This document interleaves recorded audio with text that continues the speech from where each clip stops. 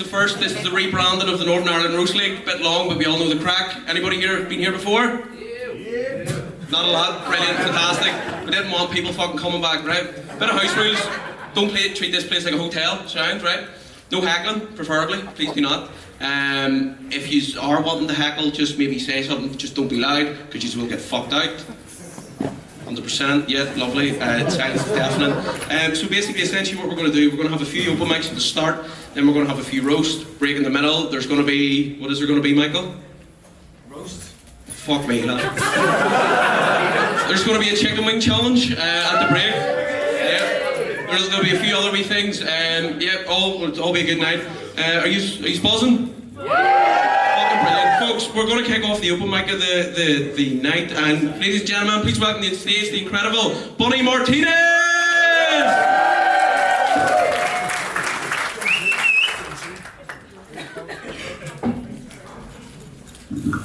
Fuck the system. Consensually, of course. I don't care how bad the system is, I don't be accused of condoning rape in any way, shape or form. So I guess it'd just be seduce the system, woo the system, take the system out for some dinner perhaps. But then you're just pumping money back into the system. The fucking system wins again. Ah, the fucking system, boy. Alright, John Sue, fuck the system, boy. I'm going to tell you some political jokes now just to show you how smart I am. Some of them I wrote a wee while ago, so I haven't dated too much. I'll just see how they're going on.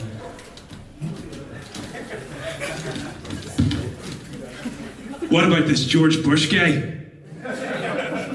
What a moron, right? I'm going to find a stupider guy than him to run a country.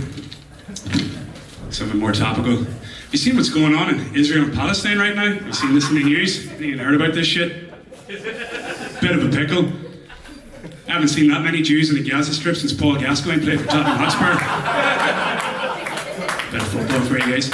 See, to be honest, I've been using that joke since I started this shit a year ago, and it's still going, you know, and with all respect to the people involved, I hope the conflict never ends.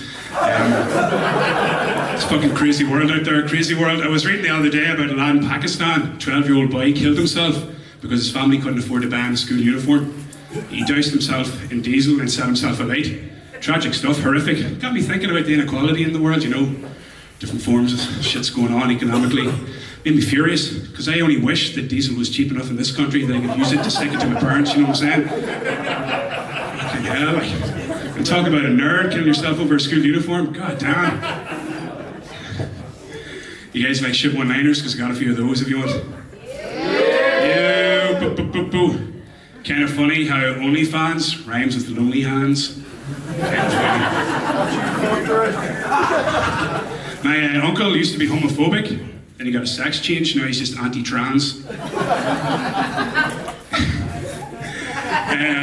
Dustin Hoffman was in a horrible accident recently, I don't know if you heard about that. Horrible accident, lost a couple of limbs, I don't know if you heard. Now I'm making it up, but just for the purposes of the joke, we'll just go along with it. He's in a horrible accident, Dustin Hoffman, but he lost a couple of limbs. But fortunately, thanks to advances in modern science, they're going to be able to put him back together again. They're going to give him a couple of robotic limbs. He's going to be somewhat of a cyborg going forward. He's going to be known as Dustin Hoffman, Hoff Machine. Fuck you guys.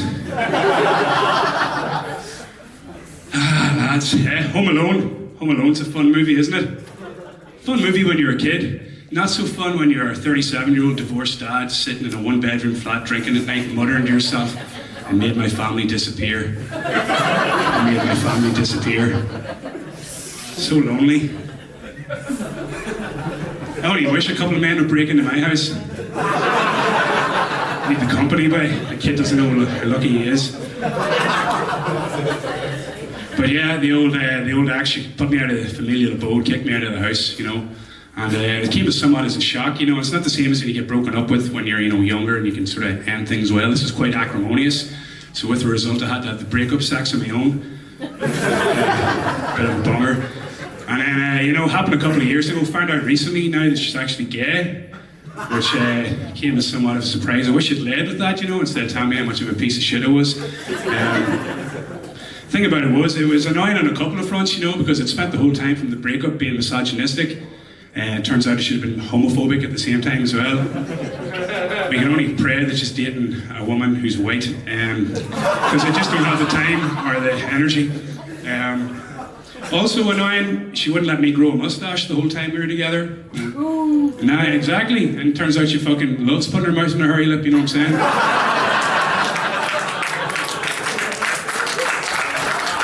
The other thing about it, it ruined lesbian porn as well.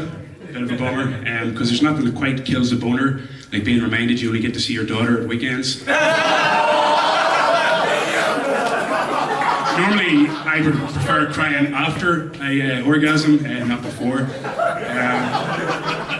So it's shit, it's shit when heartbreak and a breakup, ruins something that you used to love doing. We've all had this experience, at a song or a movie or, a show that you had and you watched where you actually enjoyed. Now you can't enjoy it in the same way anymore because you associate it with your ex.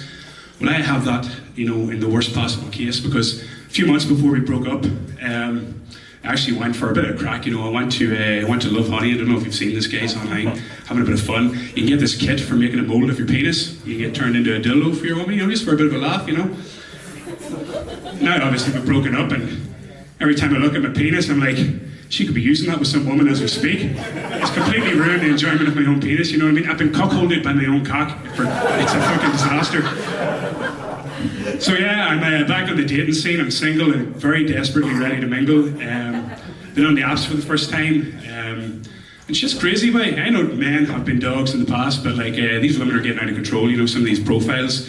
I've seen these Tinder profiles open with words in black capitals, no cunts, which not really sure who that's for. Don't know if you've ever met a cunt, but not exactly a self-aware bunch, you know what I mean?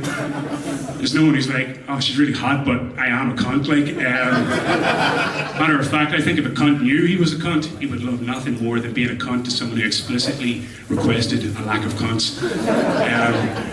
Then there's other profiles that open in black capitals again. I think some of these women are very stupid because they talk in black capitals a lot, but they've opened with unvaccinated, which, I don't really give a shit either way. Don't sue, don't hate me for that shit, I don't care. I just think it's a weird way to start a romantic dalliance, and personally, I feel like if you have that much of a problem with having a small prick put inside you, this isn't going to work. And then there's other profiles where the women are saying, that no unsolicited dick pics, which, fair enough rule, but at the same time, they then share their Snapchat handle, and you're like, you know what I mean? I don't want to victim blame here, but it seems a little naive. It seems a little bit like going to an after party with the Ulster rugby team, you know what I mean? I'd all like to think that chivalry is alive and well in that situation, but there's probably going to be some unsolicited dick, you know what I mean? Didn't like that one so much, no? Why don't you tweet about it on your slave-made phones? You people make me sick. But yeah, it's weird, so I'm on the apps. We'll finish with this shit. It's weird, I've actually been matching with a lot of police women. I think it's the mustache. Kind of get an RUC vibe. And it's making it nostalgic for a simpler, more sectarian time. But it's awkward because, first of all of my favourite things to do are illegal. I'm talking about drugs, by the way, I'm not a pedo. And as well as that, my familial background, we have a long-running sort of feud with the British state. I have a lot of relatives who could get, loyalty and reward points with long cash, you know what I'm saying? Up on our wall at home is a picture of Jesus, and then above it a picture of Michael Collins, or One True Lord Saviour. So it's weird, but it's kind of beautiful at the same time. It made me it moved me, that someone from my background could be coming together with a police officer and creating, something beautiful out of that. So it moved me actually to write a wee poem. And it's not one of those poems, by the way, that doesn't rhyme, like one of those shit ones by Heaney that you have to pretend to like, it's got multi-syllabic rhymes, Johnson, multi-syllabic shit. And it goes a little something like this. The process isn't perfect, but it's a beautiful piece. When I contemplate my family, used to shoot at police. Years later, I'm on Tinder in pursuit of the deed, matching with peelers and shooting my seed. And that one's called From Gunshots to Cum Shots. Thanks very much, take it easy.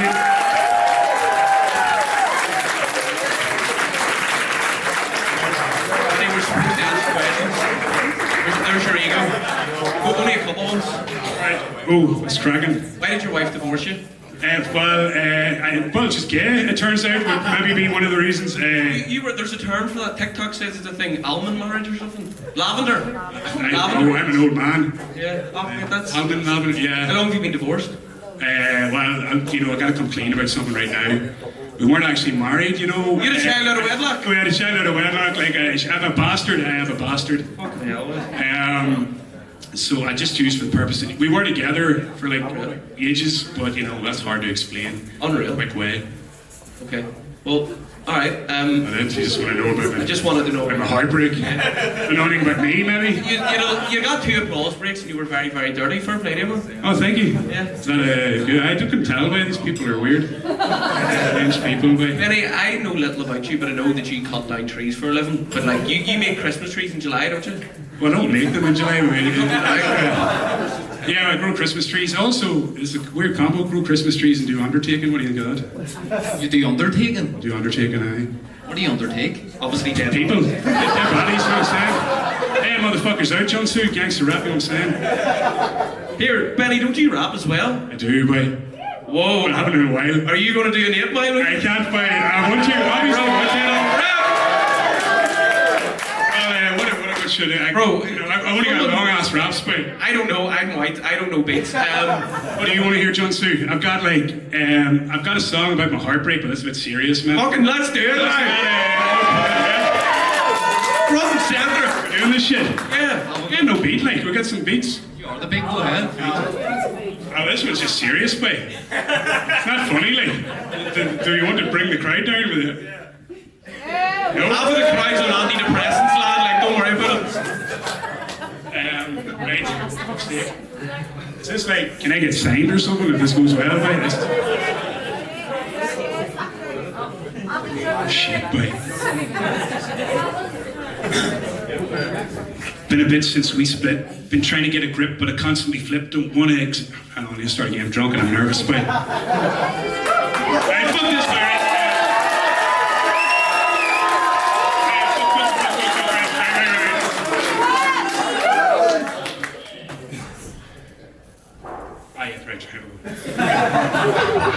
Been a bit since we split. Been trying to catch a grip, but I constantly slip. Don't want to exist. Fuck it, boy. No, I'm doing another one. Fuck this one, boy. No, right. Well, I'll do a GA one. This is terrible. Do the GA one, boy. Is anyone a GA fan here, boy? This is terrible, boy.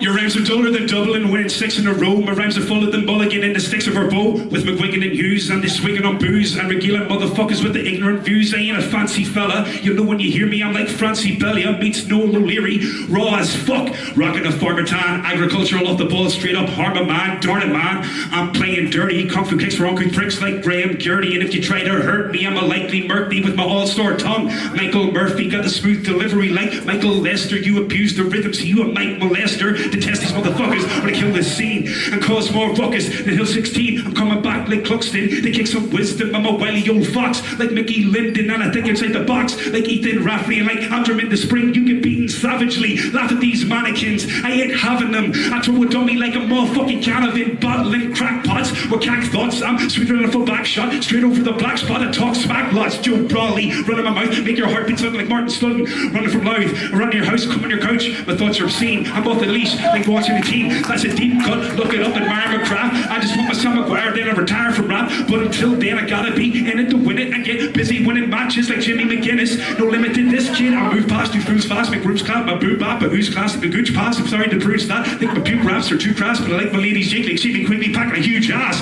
Boo, laugh, whine, don't even mind. I continue to shine like Donnie and Hyde. Talk shit. Don't give a damn, but be fine. Luring over my kingdom like Spillane in his brain. This man is sublime. Your Royal Highness getting sky high. High as Clifford's left foot. After he lets his thigh fly. High as O'Shea on MDMA. Fishing a size 5. More shits like Morris Fitz. Striking a sideline, but don't try this wise guy. Per arms like Trevor Giles. Leave you sore big like the geezer who never smiled to you. You feeling gorm. I feel like Conor Gormley. When I rock a block, you can't ignore me. I'm Tyrone in the naughties. You fear you won't get rid of me. Awfully 82. Here, the end dynasties. No mystery Sherlock. Shout out to J.O. That as long as I endeavor, you'll forever be Mayo. Curse for failure till your spirit's broken. Never ascended those stairs on home. I'm roasting, I'm boasting. Just believe me, this is easy. Point you to the promised land like it was Stevie from Khalifi. For CJ hit the summit, conquered the madness, conjuring magic like Conor McManus. Admonish the spawners, all these tryings are vexing me, so I'll spit it at them tighter like a cried and breathing. Most definitely get tribal and Putty Joyce. Kill if you dare, scare you wider than Johnny Doyle. Sorry.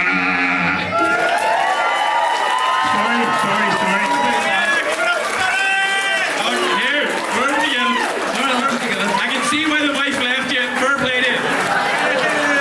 Folks, we're going to have one more open mic and then we're going to get into the roast. This wee fella is 19 years of age. I love him. Ladies and gentlemen, please welcome to the stage the incredible Sam McVeigh! Alright, that could go there. Hello, I'm Sam McVeigh and I'm severely autistic. Or as my dad calls it, is it too late for an abortion?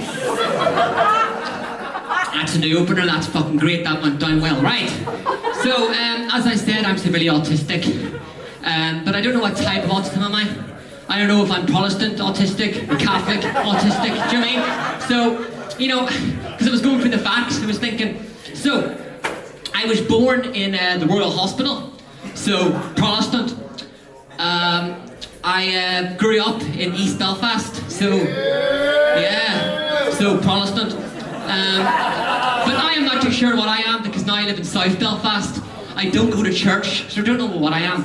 I remember I was talking to my dad and I said, Dad, what am I? And he says, son, you're Autistic Alliance. Did anyone vote Alliance in here?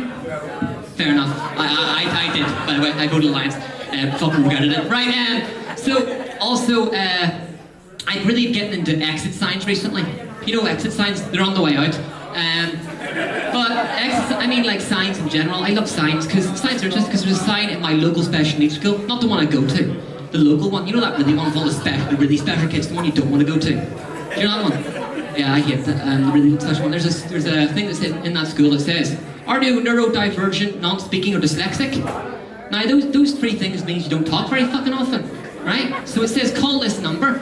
Imagine that phone call. Never know how long to hold this for. I should be fine. What's the next bit? Oh yeah. So, there's this Doctor Who planet called Raxacocophallopatorius. Really easy to say, Raxacocophallopatorius.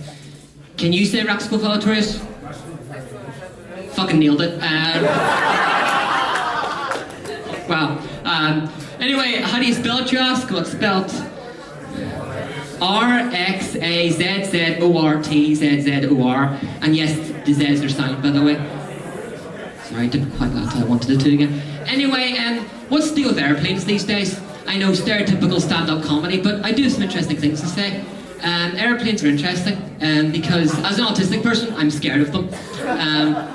But you know, because there's those wee leaflets, and it says, you know, if the plane does crash, please exit the vehicle nice and calmly. But dickheads like this, would you be that happy if you're leaving the plane? I don't think you would be. You wouldn't be that happy. But also, what I don't like also is it says, if the cabin pressure does drop, feel free to put the nose and mask over your nose and mouth. Feel free to. Feel free to. You'll be dying if you don't, because you'd be choking. But also what I also love is it says, please put yours over your nose and mouth before helping your child. See yourself doing that. And then your child's just dead on the floor. Yeah, I've just imagined a dead child there. Sure you all can imagine that. But also recently, I went on this date recently, which was great. God help him. Yeah, I heard that, thanks. God help him. Yeah. It didn't go well, in case you're wondering. She didn't go out with me again. But the girl brought these cards along, so there were things to talk about. And these are your standard date questions, stuff like, what's your favourite fridge company? Or your favourite vacuum cleaner company? Henry. No. Oh yes, it is Henry. Henry. Fuck yeah, Henry. We all love Henry. Sorry, I was just imagining him right there. I come to Henry. Anyway, we got down to the final question, which is name 3 things you love in this world. And I was gonna say the fucking Andrew Tate, alpha male, giga chat gym stuff you should hear. You know, like, what's wrong with Andrew? What? Giga chat, what did I say? Andrew Tate, sex offender? Well, Andrew Tate is a sex offender, so, anyway, we got to that final question, and so I decided to say, I'll tell the 3 things we love in this world, which are Doctor Who, comic books, and chocolate milk. And she said, Sam, that's sad. And thanks for the good choice thing. She said, Sam, that's sad. And I said, well, at least I can say Raxco Falvatorius and you can't. I'm going to do one more bit and I'm going to go off. So, is anybody love Steve Seagal in here?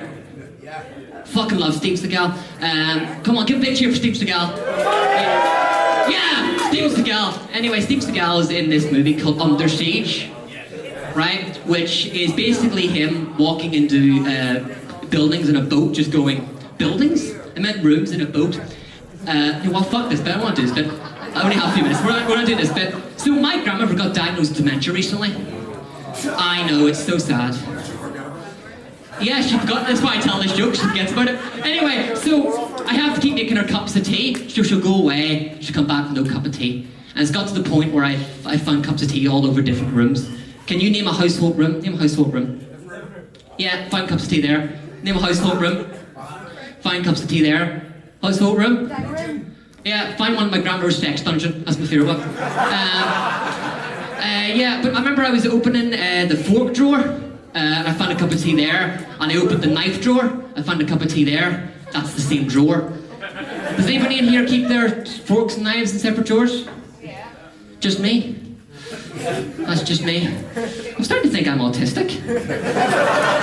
Anyway, have a big day. Thank you, Mr. Rebels. Good night. Did you enjoy yourself? Yeah. You're looking very dapper, Samuel. He's shooting you and he's booting you. I like your suit. It's from Next. Cost me a tenner.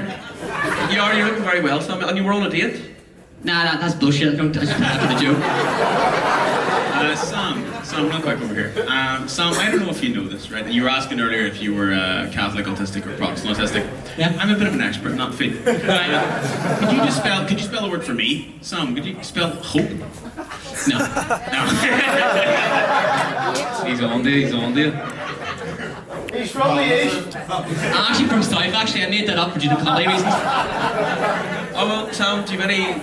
Are you happy with tonight? I'm happy what? Are you happy tonight? Yeah. Ladies and gentlemen, give it up for Sam McMahon. Folks, we're into the good shit now. We are into the roast battles, so here's how it's going to work. There's 3 rounds, so obviously, whoever wins 2 rounds wins. Holy fuck. That'll be rabbit moment there. So him off. So whoever wins 2 rounds wins, and at the end of it we're going to interview them, have the crack. Folks, you all ready for your first one? Yeah! Folks, these are 2 acts that are fairly new and they're very good friends. Ladies and gentlemen, please welcome to the stage the incredible Sipo Brown and Curtis Quinn!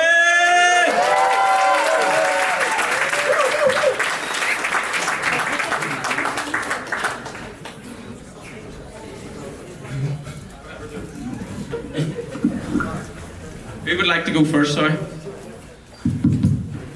you want to flip a coin? Here. Yeah, go ahead. I was going to say flip a Scooby, but you can't flip a fucking Scooby.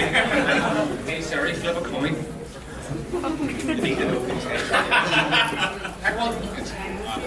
Yeah. Sibo's first. Go ahead, lad. Alright, okay. Curtis is from arts. He denies it's from an inbred community, but the size of his head says otherwise. Oh yeah, keep going, America. 180. Curtis has to pee sitting down because he has 8 ounces of extra foreskin. That's why he did the roast, because he heard you have to have thick skin. I thought you was joking when he told me he's a skinhead. Yeah. So first off, Sipo a few months ago informed me that he's now started to shit blood. Just wanted to mention that for a point of reference. That's it. I don't know if he's told anybody, but Sipo and his white ginger girlfriend are expecting their first child. Can we get a round of applause? Well, she's actually not here tonight because she's taking the hump with me, because apparently 3 middle names of cherries, chocolate, orange isn't the real contender.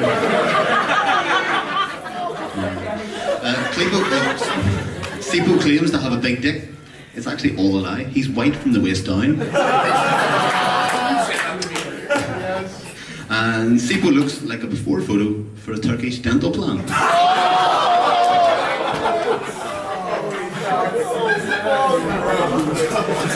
that the first round done?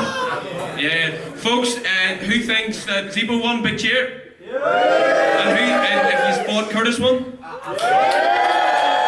First round's Curtis.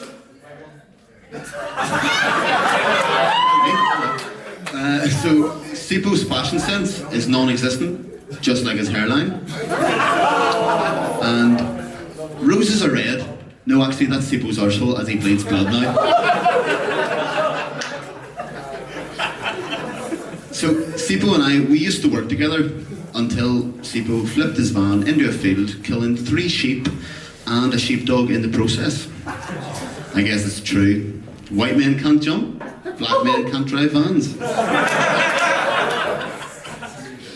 And last one. So the British Empire have stolen loads throughout their entire existence. We should know all about that here on this island, but we have to spare a thought for native Sipo's native Zimbabwe.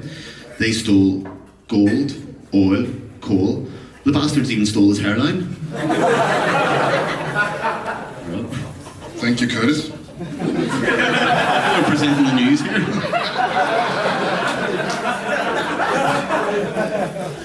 When Curtis is in arts, he uses Tinder to organize family gatherings.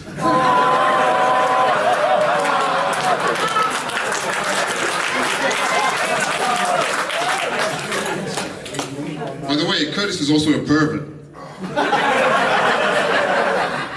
He joined the run club in arts to meet women, and he met his mom, his sister, and his aunt. Curtis has a coarse mustache from all the ass he eats. Curtis has a carpentry qualification, and he uses his mustache to sand down the glory holes, so that the lads don't get splinters. Gentlemen. Folks, if you think Curtis won this round, if you thought Sibo won this round, whoever wins this wins the roast. Round 3, go ahead, spin the wheels. Curtis has a library membership, so he can sniff chairs.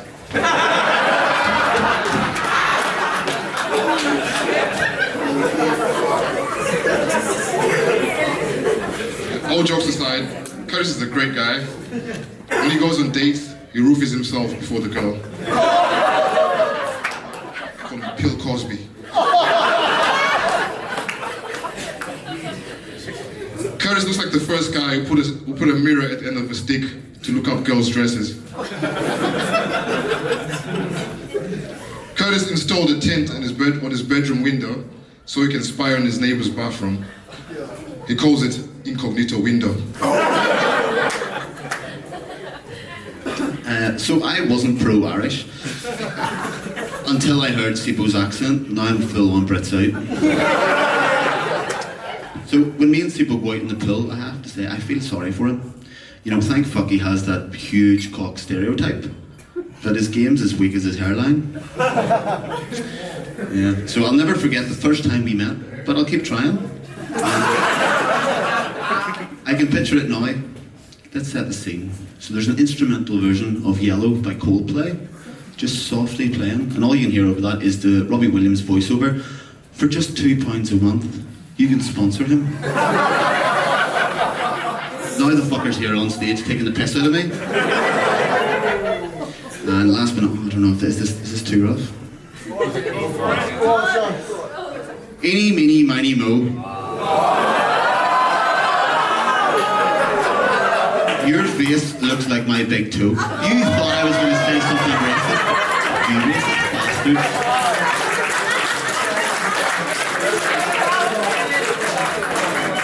I guess it doesn't say that. Folks, if you think Sipo won this one, and if you think Curtis won this round,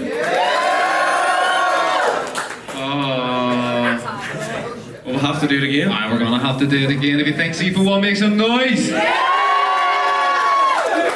Now, Curtis. Fight each other. Oh fuck! What are we gonna do? Flip a coin. Flip a coin. Do you have any more jokes or anything? We can do joke winner. Golden joke. Yeah.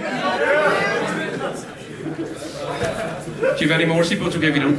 Embarrassing stories we'll take. Yeah, you know each other personally. Just tell us each other's deepest, darkest secrets. Whatever else it's like. Go ahead. Okay. Fuck.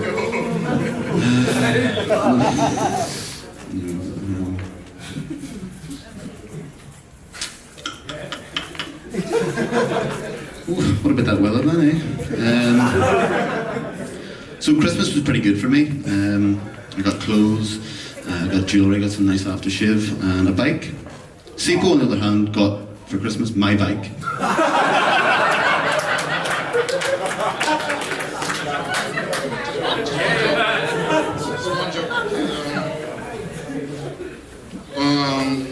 When Curtis was young, his dad caught him wanking in a wardrobe. In IKEA.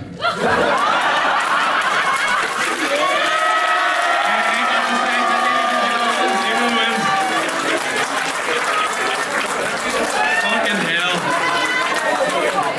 So, we're just going to ask us a couple of questions. First of all, Sibo, I just want to know, are you still shitting blood? Not anymore. Not anymore. Was it piles? No, it was worse than that. I don't want to talk about it. You got Crohn's? UC. UC? Universal credits on your horse? It's colitis. Oh, fuck, okay. I used to know a girl that has that. They're big ups. My man's got a stomach bag, it's fine. Sorry to kill the crack there.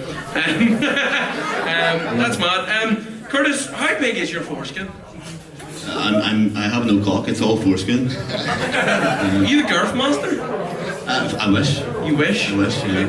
And did you know each other pre-comedy? We worked together until he flipped the van. Was that true? Yeah. Right, we need to go out there. How do you flip a van and kill multiple sheep? Yeah, I flipped the van, yeah. Killed 3 sheep. You feeling your remorse? And took one home and cooked it. Can't teach an old dog these tricks. Where were you working?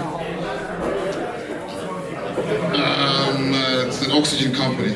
Oh, right, okay. And is your fucking sailor? Yeah, man. Unreal. Fair enough. And did you write off? They just pulled HR just pulled you in? Was like you're on? Funny thing, I wasn't even sacked. I just never went back to work, and they never called me back in. To be fair, I think that embarrassment I'd kill myself. Like that's mad killing 3 sheep. Whereabouts was it in Northern Ireland? You know? Cookstown. Cookstown. Fuck it. Nothing happens up there. Like it's all good. It's all good. But that is mad. How long have you known each other? Just shy of a year, I'd say. Yeah. Did you just mutually be like, fuck it, we want to get into stand-up? Yeah, well, we talked about like, oh, comedy's good, we like to do it, and then he came in one day and he's like, oh, you're on Tuesday night. And I was like, oh, fuck, okay. That's fucking class, man, yeah. It was good, yeah. You both here, you're working really, really hard at it, yeah. Yeah, we love it. Yeah. What did you just think about doing a roast? I don't know. It was a bit of fun, like, but just balancing the line between funny and cancelled. Yeah, fair enough. You gotta go full cancelled like that. And do you know what? You've been through a lot in your 12-month friendship. It's literally went from you've killed 3 sheep and also seen his extra foreskin. Like, that's a lot in the friendship, like 12 months. Don't leave anything, Dad? We do the cheer. We've already won. Shit, oh, jeez. Far behind, sorry, but John, do you have anything, Dad? Yeah, I thought you were good, bro. Did you kill the sheep? No, that's terrible. But I didn't like all the, I didn't like any mealy bit. No, I wasn't into that, so I'm glad that you won. Fair play to you, bro. You're a G. And also, I didn't get a chance to say before, your man said about why was it important to not say you're unvaccinated on your Tinder. And you say it was important because you didn't used to be allowed in the fucking pubs or the clubs or anything if you were vaccinated. So I wouldn't let anybody into my club who was vaccinated. It's the same with dating. I wouldn't ever date anybody that's had them fucking death jobs, you know. So anyway, That's just alright. Well, Jonesy, yeah, fair enough. Jonesy, what shapes the Earth? the Earth is flat. Ah! We've heard it here now, folks. Fucking brilliant. Well, folks, that's us. Did you enjoy that? Yeah, it was good fun, yeah. Fucking brilliant, yeah.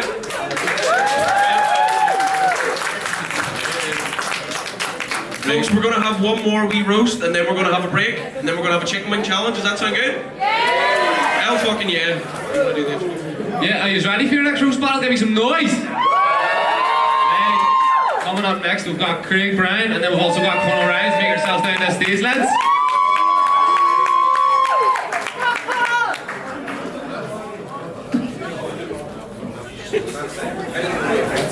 Just get the fucking mic. This is my side of the bed, to be fair. Noted. I'll go first, sure. I'll take over for the team here. Craig Brown, everybody.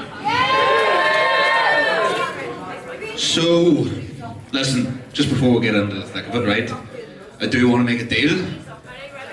So if you win, or sorry, if I win, you have to get your hair cut. Yes. Yes. And if you win, or sorry, if I win, if you win. I think I'm going to win by this point now. If you win, you have to get a haircut because the world has suffered enough, I think. Anyway. Well, it is Harvey Hare 25th, right? Colin and I met. Shouldn't have smoked reefer before this. Colin and I met. We were both starting a new job. And I remember walking into the office my first day and being fucking overjoyed that after years of searching, I'd finally found Wally. Conor once told me that his mother was proud of him. I said, that's great. He goes, you really think so? I said, yeah. He finally said something fucking funny.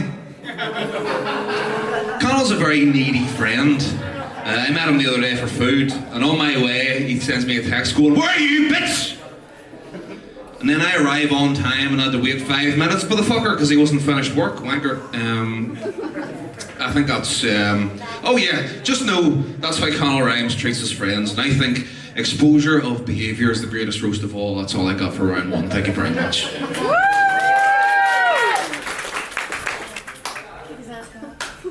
Craig Brown, everybody. Folks, this is going to be a really tough roast because, as Craig said, we are very good friends. But I have done something very special tonight. I have brought Craig's first ever guitar. If my lovely assistant could just hand it up to me, please. Salam McVeigh, everybody. Craig, this is just to show how serious I am about this roast. Couldn't afford a real guitar, no? Neither could you. Folks, let's get fucking stuck into it. I was originally supposed to be roasting another talentless musician tonight. But unfortunately they have something that Craig doesn't. The common sense not to fuck with me. Craig is born in Lurgan. Enough said. If you've never been to Lurgan, just keep this in mind. Just picture somewhere as bleak as Craig's music career. Craig claims not to be a culture, but the guy says, I buy more than a fucking shopaholic. But here, folks, in all honesty, please give Craig a round of applause, because he has been sober for 2 years. Unfortunately, he's been a twat for the other 21. As Craig said, we did meet on the very first day of our first day at a brand new job in a bank. And you know what? I was honestly overjoyed to have met him because I looked at him and I realised, thank fuck there's someone else who's weird here. Craig, to be honest, I was honestly expecting you to say I'll go first, just like every single band you've ever left. By the way, Craig Brown isn't a stage name, he's just destined to be shit. I've got so much here, 1 second. Craig has been through more bands than bed sheets he's pissed in during a drunken stupor. It was not obvious by the way that Craig wears his clothes. He frequents a lot of charity shops. Not because he's into vintage fashion or anything, he's just always skint and his music makes no money. But funny enough, just like his fashion sense, it's just like his favourite TV show, Doctor Who. From 60 years ago, and people still debate if it's any good. Craig does both music and stand-up because why succeed in one field when you can be shit in two? But here, to be fair, Craig, to be fair, mate, you are very talented. By just last week, folks, Craig, he had the entire audience laughing at him. Unfortunately, it was a music gig. But I'm only joking. To be fair, at one of your last comedy gigs, I think it was, you got an applause break and a standing ovation. Everyone stopped booing to stand up and leave. But to be fair to Craig, he's got some drive, folks. He's got a lot of drive in his heart. He wants a good future. He's actually planning a one-man show. Well, he's just planning on one guy showing up anyway. That's all from me. Thank you. Alright folks, if you think Craig won the first round there. And if you think Conall won the first round. Go ahead. Do you want to go first this time? Sweet cheeks. Pretty sure you went first, so now you go. That's how these things go. There's no need to be bitchy about it, fuck me. I'm sorry. Conall recently was catfished. Now, he's seen the girl's pictures and found out that he thought she had a bit of cushion for the pushing. But he arrived to meet her and was presented with a fucking sofa. Funny enough, that's the first time Conall stuck a stick in a sofa since he was in 3rd year. Conall will be quick to tell you that he smokes weed. However, he will be very slow to tell you that he can't roll. This is the type of guy at the function who asks if the joint is ready yet, despite being the only cunt that can't roll. Brother relies on the homies and has the audacity to rush the process. Conall works at a student accommodation, a decision motivated by his relationship with Tinder. He's figured out that it might be harder for women to reject him if he knows where they live. Jokes aside, that does explain why Conall's constantly ending up in bed with Indian women. That student roast may as well be called Little India, they're fucking everywhere. This man loves nothing more than hearing, "Oh Conall, have you been a good boy? Have you paid for your grog man this month?" That's all for me. I do like a bit of trunk in the trunk. Fair play. I was hoping for a good fight. Folks, here's a fun wee story. Whenever me and Craig first started out as being friends, I had my very first ever gig at the Pavilion in East Belfast. Shout out, Monday Comedy, what a great night. And at the time, Craig was unfortunately putting the ick in alcoholic. He wanted to support me so bad, what the fuck's going on? I'm getting a second-hand high off this cunt.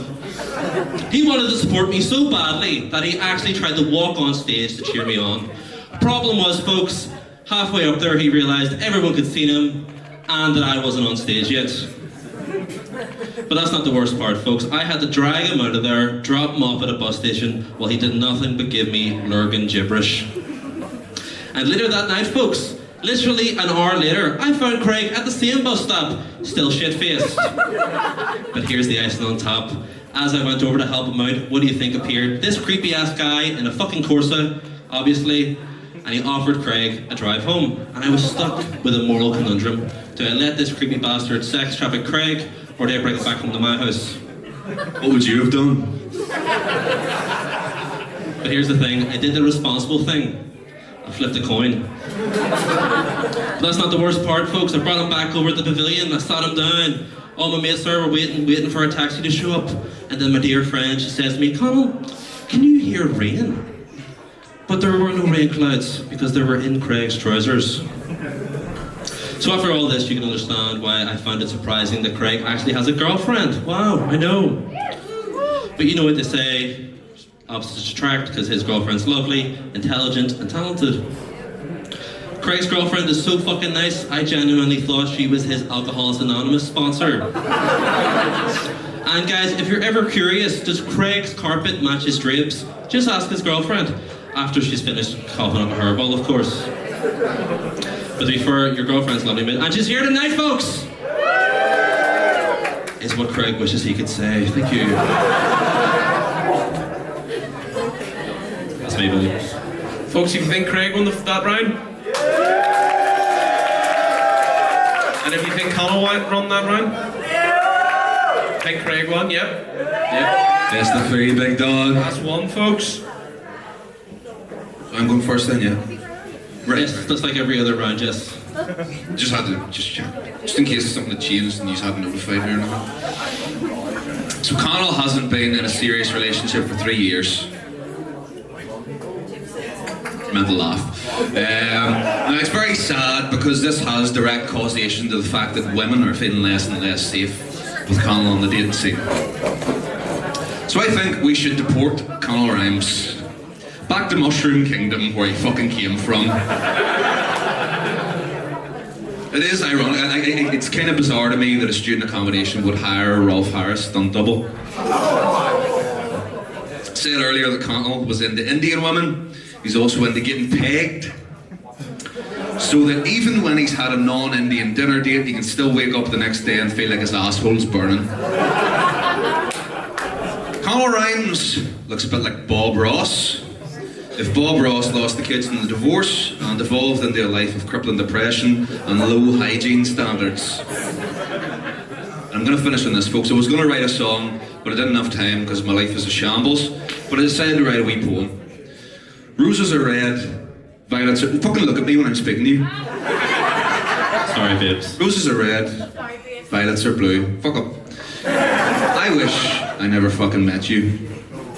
Your mustache is tragic and your haircut is grim. It'd take black magic to get any woman near your rim. Bravo. Bravo. It's a good thing I helped you with half that said, isn't it? Folks, you ready for round 3? Let's get stuck in it, folks. I'll not slobber too much about Craig pissing himself because honestly, I'll run out of jokes, just like how piss runs down his legs. Craig's been off the drink now for 2 years, and honestly, guys, he's changed so much. He used to be funny. But to be fair, it's easy enough to joke about it now, Craig, because let's be honest, you did have a really bad drinking problem. You wouldn't fucking buy anybody one.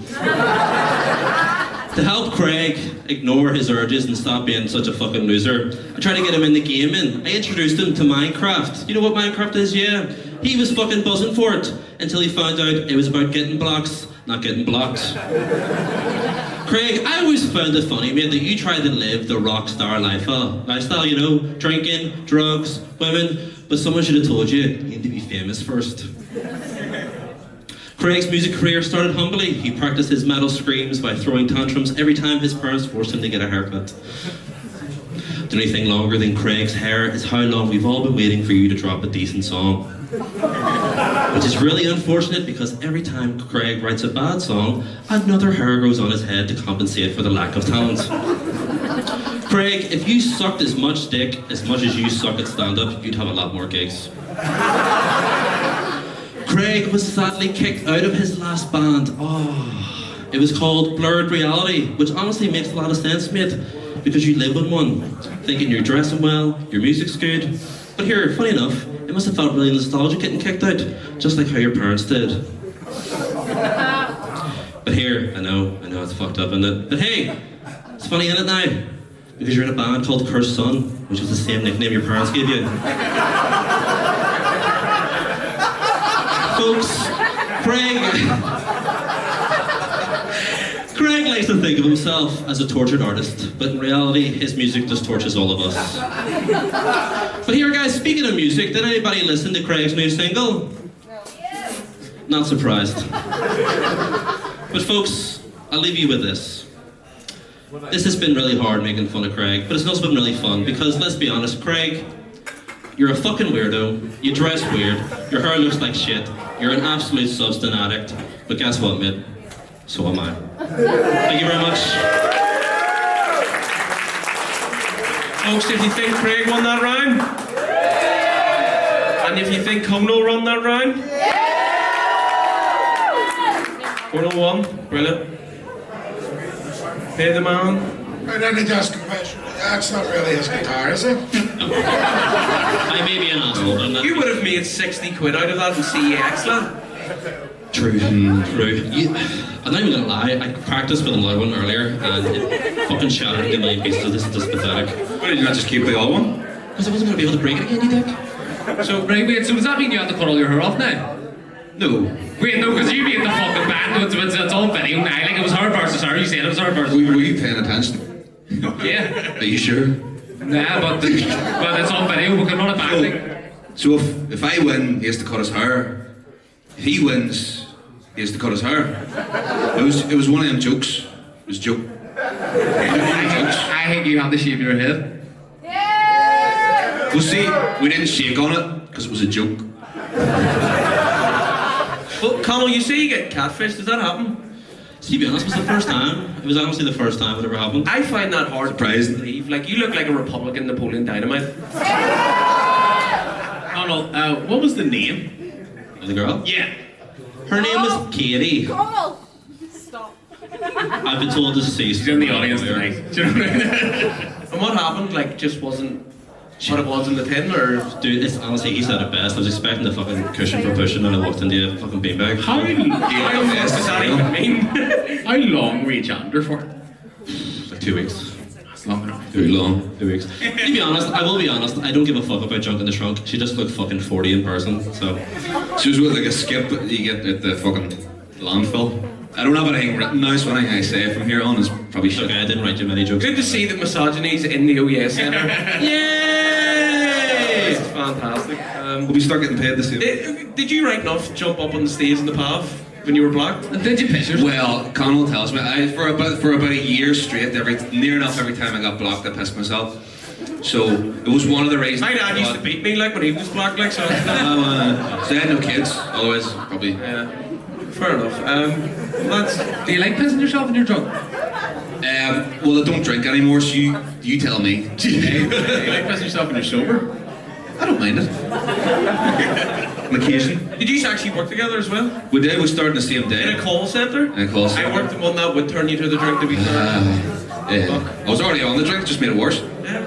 What was the call centre? Lloyd's Bank. Lloyd's Bank. Oh, right. Fair enough. What do you do now, Craig?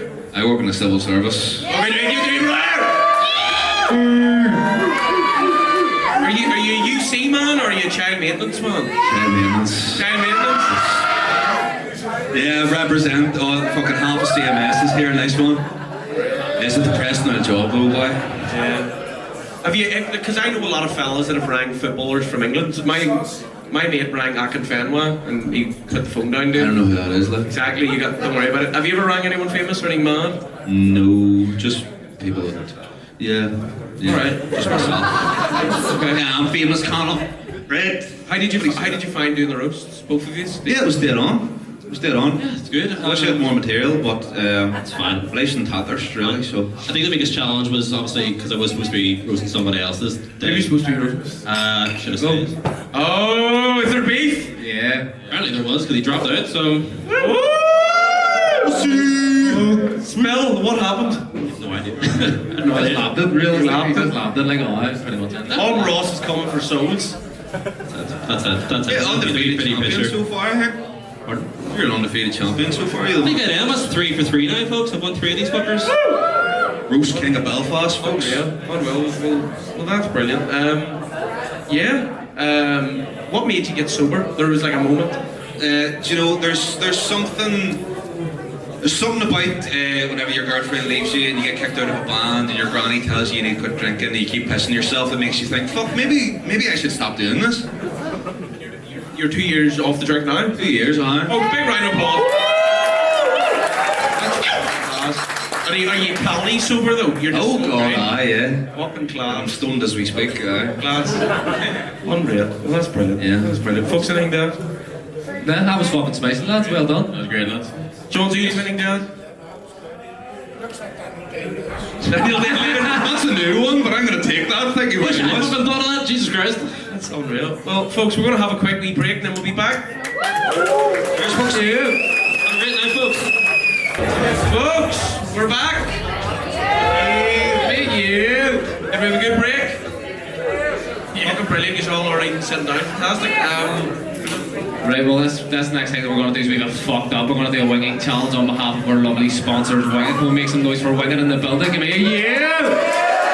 Right, so we've got 2 brave competitors who are starting up today. First is Michael Hooley, big dog in the front. I'm going to call you up. And then the second, last but not least, is the big dog, Lewis O'Neill in the back. So get you up that front as well, Mucker.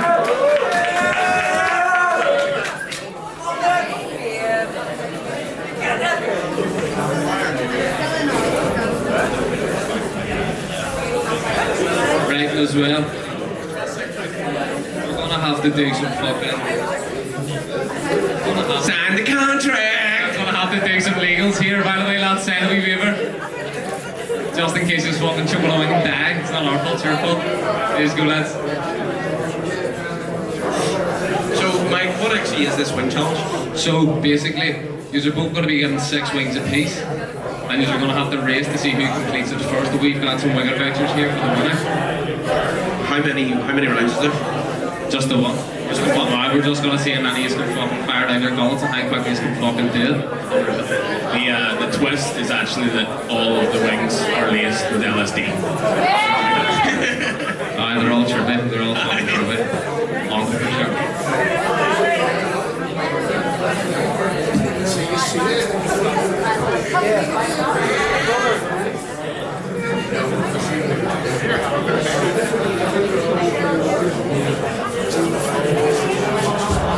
Right, so now you've sent over like fucking all your gas and fucking all your possessions and shit. We're gonna give you the wings.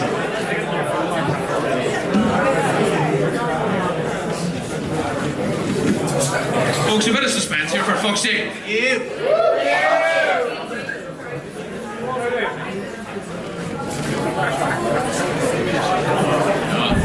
Straight in, lad.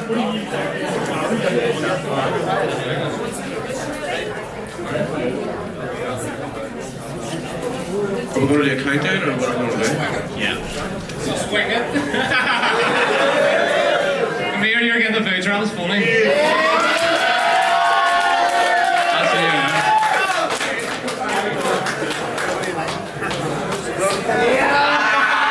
Right. I'm going to set a wee timer on my phone.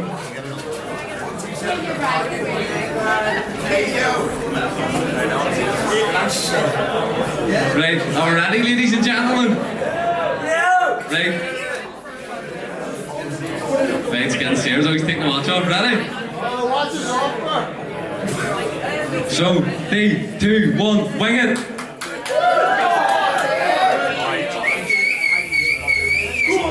Go on, horse. I get around here for a better angle.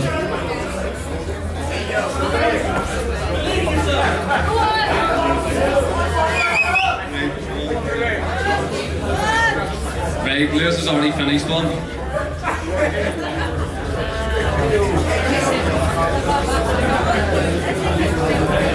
Oh, look, you've only got half one down, mate. Already behind. Go ahead, Lewis.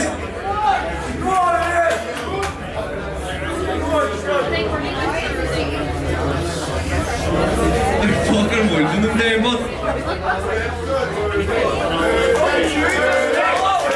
Really, so we got 3 left? Oh, so's Lewis is lagging that.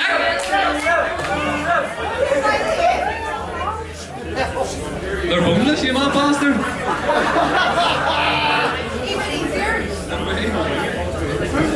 Oh, Lewis has got 2 left. Oh, Hoolie, you're falling behind at the last hurdle. Oh, shit.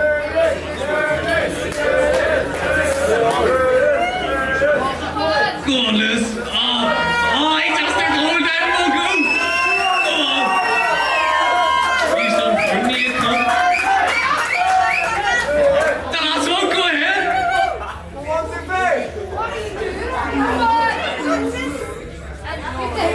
Oh, Hoolie's falling behind. Slowly catching up, but that's the last swing. Go on, Lewis.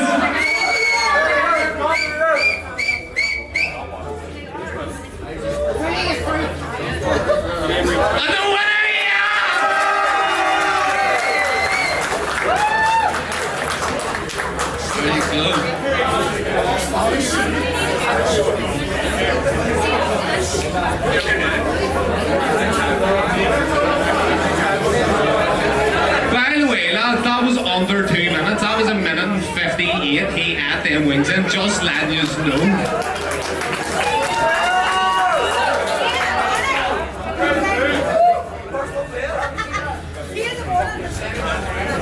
So what did it win, Mark? Well, so Lewis got his winged vouchers. He got 2 parcels full of winged vouchers. You can take yourself up and maybe a love interest or like, I just bring some fucker up for the next time. You can come down and answer the wings again, buddy.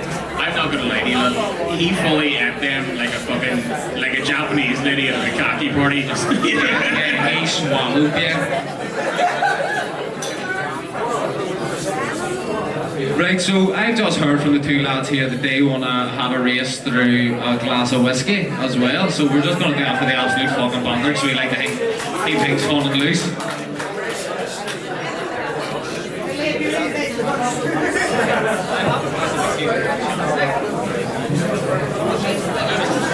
Folks, for just one big one of that there, and then we can end this here. Right. Right, we'll whack a wicked picture on it, so we'll just up on there, right, lads? Are you guys ready? 3, 2, 1, go! Oh, he's spiced it! Spiced it! Go on, Hule! Go on, Hule!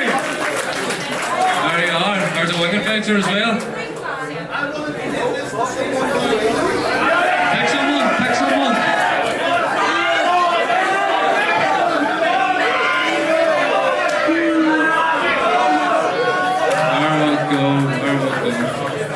Right. Fucking brilliant. Yeah. Brilliant. Right. Thank you very much, lads. It's been fucking real. And we're getting another round of applause for them to just love whatever the fuck that was. Big shout out to Wicked Tune. Thank you. Folks, are you ready for your next roast battle? Are you ready for your next roast battle? Ladies and gentlemen, please welcome to the stage Marty Barkley and Daniel. Oh fuck, that's really bad of me. I forgot his name there. Oh my god, that's so bad. Wrong shape. Marty Barkley and Daniel Quinn.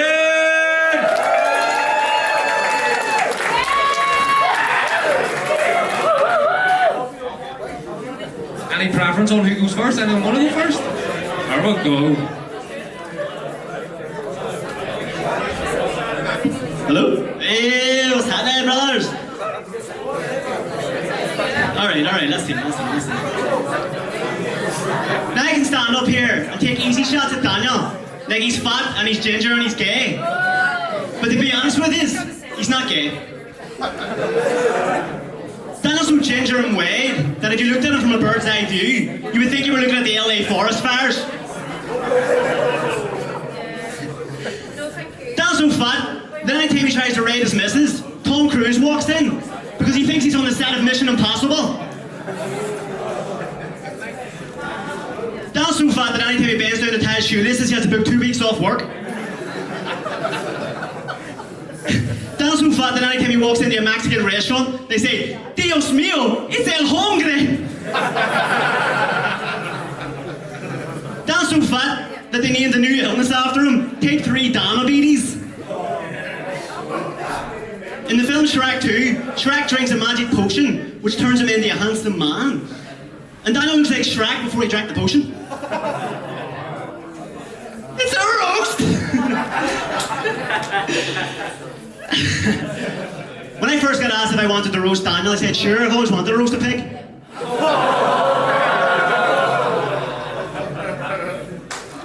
Daniel's so fat that when he stands up, he's still sitting down. Stupid. Oh, and finally, Daniel has a gym membership. That's the joke. Go on,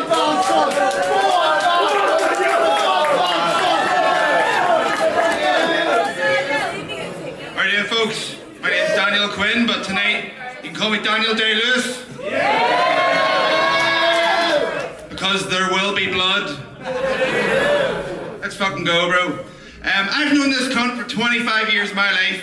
I swear, I can't get rid of him. Chemo couldn't shift this cunt.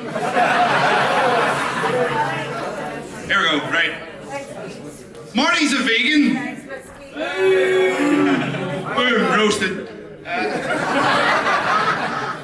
For as long as I've known Marty, he's always complained about, he thinks he's too small, like he's too small and frail. He wants to be bigger, you know, he's always wanted to be like big muscly, you know. He's always complained about his size.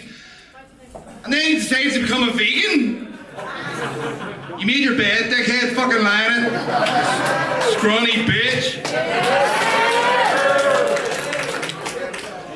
Marty loves Nirvana. Marty's favourite band is Nirvana. In fact, he picked up the guitar, you know, inspired by Kurt Cobain to learn how to play like Kurt Cobain. I wish you would learn how to use a shotgun like him.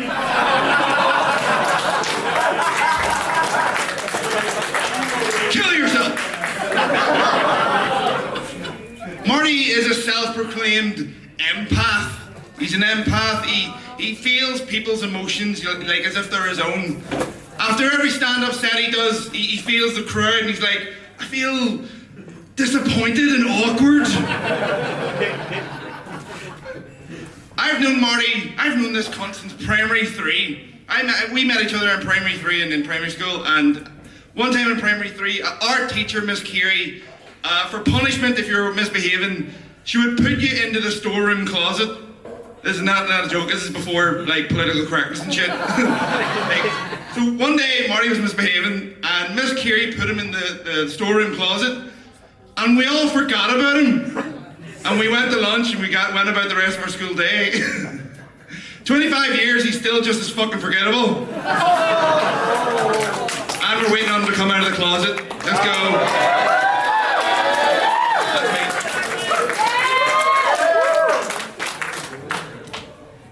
Folks, who do we think won this round? Was it Daniel? Or was it Marty? Round 1, Daniel. Okay. True stories. Oh no. Me and Daniel have been mates for nearly 30 years, which is a really long time to be mates with a special needs kid from class. Daniel once got locked out of his house. Couldn't get in the front door, couldn't get in the back door. So Daniel had the genius idea of standing in his back garden and having a wank.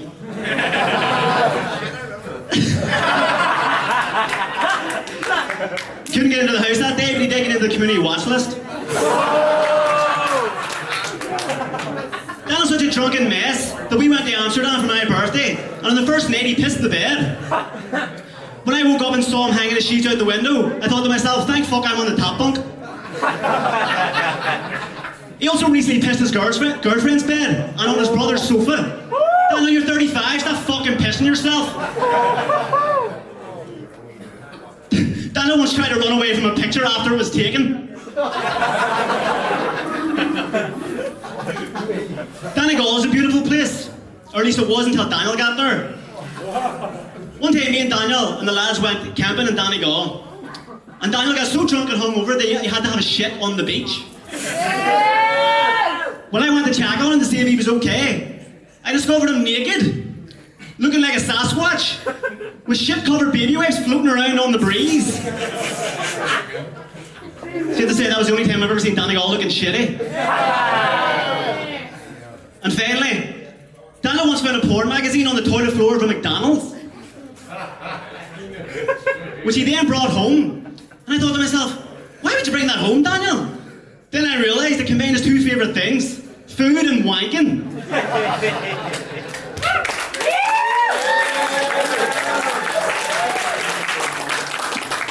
I plead the fifth. None of that happened. That's not true, motherfucker. Right. Right. So, folks, what's the difference between Marty and a bar of chocolate? 1 second. People like chocolate. Marty keeps going on about how he doesn't like being on the internet too long. He doesn't like being on social media, but he won't stop posting shit content. Pick a lane, Marty. What is it? And when Marty originally started comedy, one of his early bits, he does an impression of Gandalf the Grey. We all know Gandalf from Lord of the Rings movies. Yeah. Here's a wee impression about Marty's comedy career. You shall not laugh!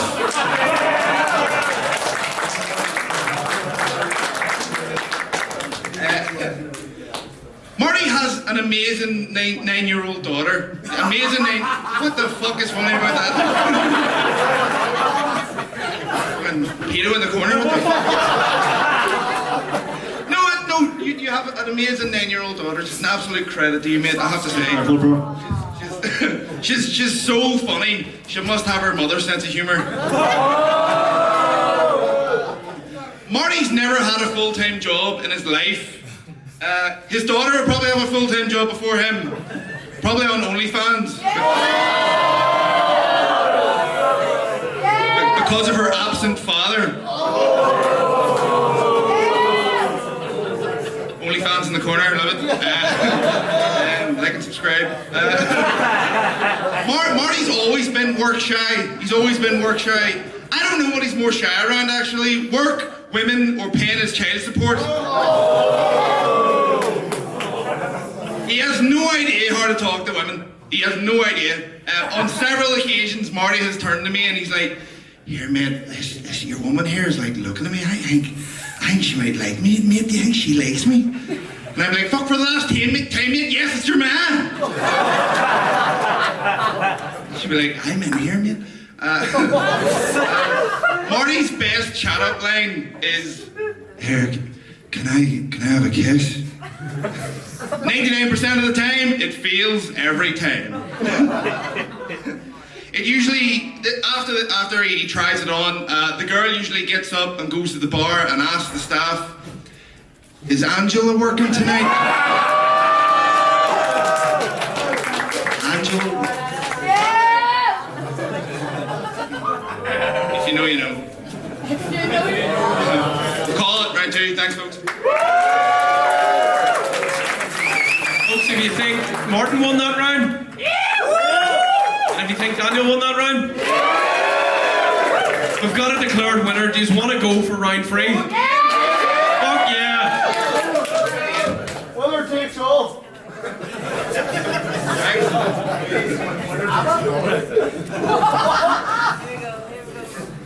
So I knew Daniel's going to get up here and make fun of me for being vegan. And being vegan means I don't eat meat and I don't drink cow's milk. Although I do drink cow's milk sometimes, when I'm sucking on Daniel's man's titty!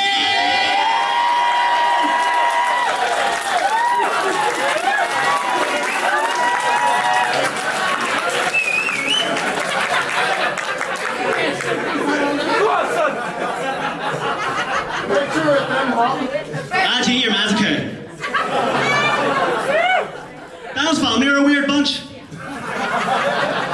I once overheard Daniel's man tell him and his brother that they had lovely bums. Like his man wants to rate him.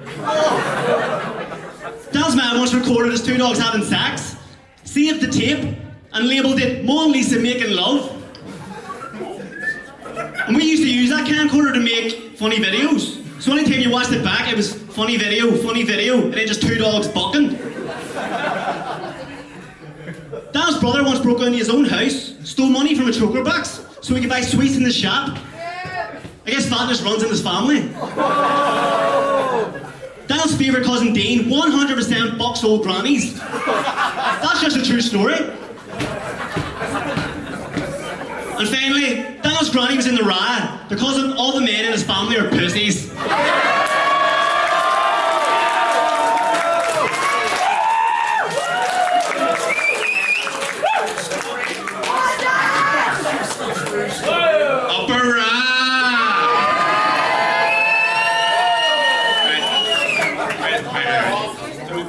Marty and I both have alcoholic fathers. That's not the joke. we both have alcoholic fathers. We grew up and we bonded over it, like, you know. But 2 years ago, Marty's dad put the bottle down. He quit drinking because he died. And we both know that's the only way that cunt was going to stop drinking. I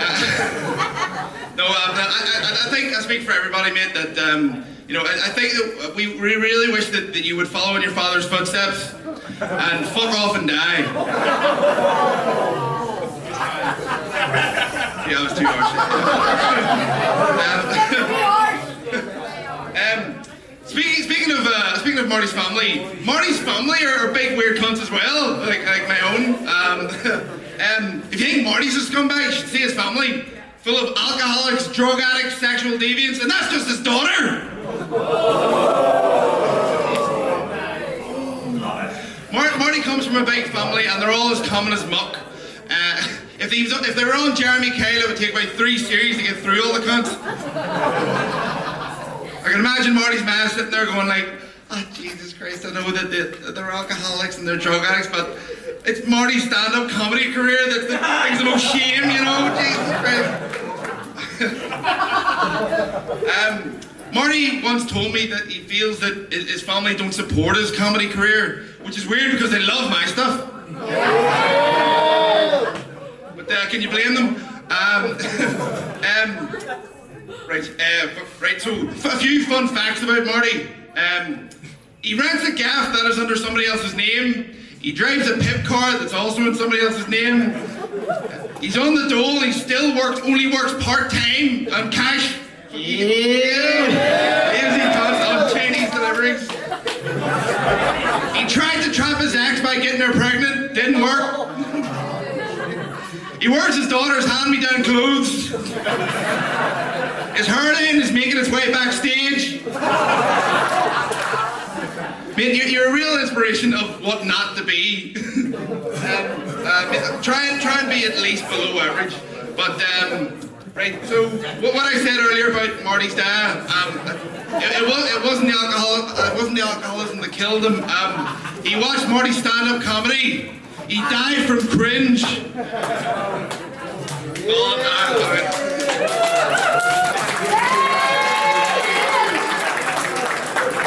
Well, I think Daniel won, folks, yeah? Folks, give a big cheer for both of the acts. That was fucking class. That was fucking phenomenal, guys. That was great. No, I'll ask you a few wee questions after. They're just fun. Hold yourself, horse. Lads, I can't get over the fact that Marty looks like Daniel's skeleton. Yeah. Daniel, I just wanted to ask, is your granny actually in the rap? She was, yeah. She was? Ooh, nice. Did you die or get put out? Don't worry about it. She was the CEO of the Come in the Band. I don't know what the fuck that means. I'm from Lisbon, right? Get him! Unbelievable. So here, you've genuinely known each other like forever. Yeah, like it must be 25 years or something like that. Fuck me. Marty, you told me a story about you beating up Dan on P5. Yeah. Do you want to tell the group? Sure. Dan was a pushover in primary school. So we were playing football one day, and he let a goal go in. So I took my frustration out on him, walked over and hit him a boot. Dan decided to stick up for himself for once, so he hit me a boot back. So I hit him a boot, and he hit me a boot, and I hit him a boot, and he hit me a boot. And then I punched him in the face. He cried and went and told the dinner lady. And the dinner lady put me in detention. And then I looked out the window and he was standing by himself because he had no mates. I'd do it again, fuck. There's no shocker that you tried to do a dinner lady, Daniel. Right. And my dad was the dinner lady. And then, was it you, Daniel, that was quite fond of pissing yourself? From time to time. Because that's the second time tonight, just like we all know, that we've had someone on the stage that was quite fond of pissing themselves. I say, I'm the second to be outed, he's all do it, because they're fucking bullshitters. I pissed myself a few times off of whiskey, like, oh why?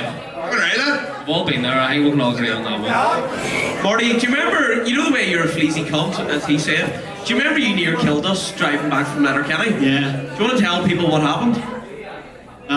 Me and Adam went to Letterkenny and I didn't have enough petrol to get us home. And it was in the bad part of town, apparently. So we were in Dungiven. I don't know if you've ever been to Dungiven. There's nothing there other than go garages, right? We were there for 24 hours. Well, in a 24-hour garage. There was no fuel. We just smoked the joint up the Glenshane Pass. And you went, haha, I have no fuel, bro. And Marty, I like you, right? I would never want to be stuck in a car with you for 24 hours. But Declan McBride saved us all fucking people. He did save us, like, but... Thanks for the joint, by the way, it was good. No, we smoked too, it's fine, don't tell the DVLA. That's because he works part-time, he can't afford the fucking petrol! Do you have, like, collectively, like, what's the worst story you have together? The thing is, like, I know I've done a lot of stupid shit over my life, so I was like, you've got a lot of material, and they're like, I don't know, what's the fucking worst, like? Oh, he's looking at his notes. I got more stuff, like, you want to hear it? Go ahead. Go for it. Dad once acted Billy Big Balls on Sports Day because he thought he was going to win the skipping race. And to be fair, he was pretty good at skipping on the spot. The bit he forgot to consider was the running element of it. Safe to say, he came dead last and he cried to his man. You got mummy issues too, me too, brother. Right, lad. I can skip that. Class. And did you enjoy doing the roast? definitely. That was actually correct. Thanks for having us. Yeah, brilliant. John, do you have anything to add? Not you, John. John's out. And I thought that was the best battle of the night so far. You can tell because you each other, you know. It was good. It was good banter. Would you do it again? What? Hell yeah, brother. Right, well, folks, that's us, man. We're done, brah. We'll do another one. Here's next. Folks, we're going to have a quick reset by another open mic part of the night. Ladies and gentlemen, please welcome to the stage, Ashwin!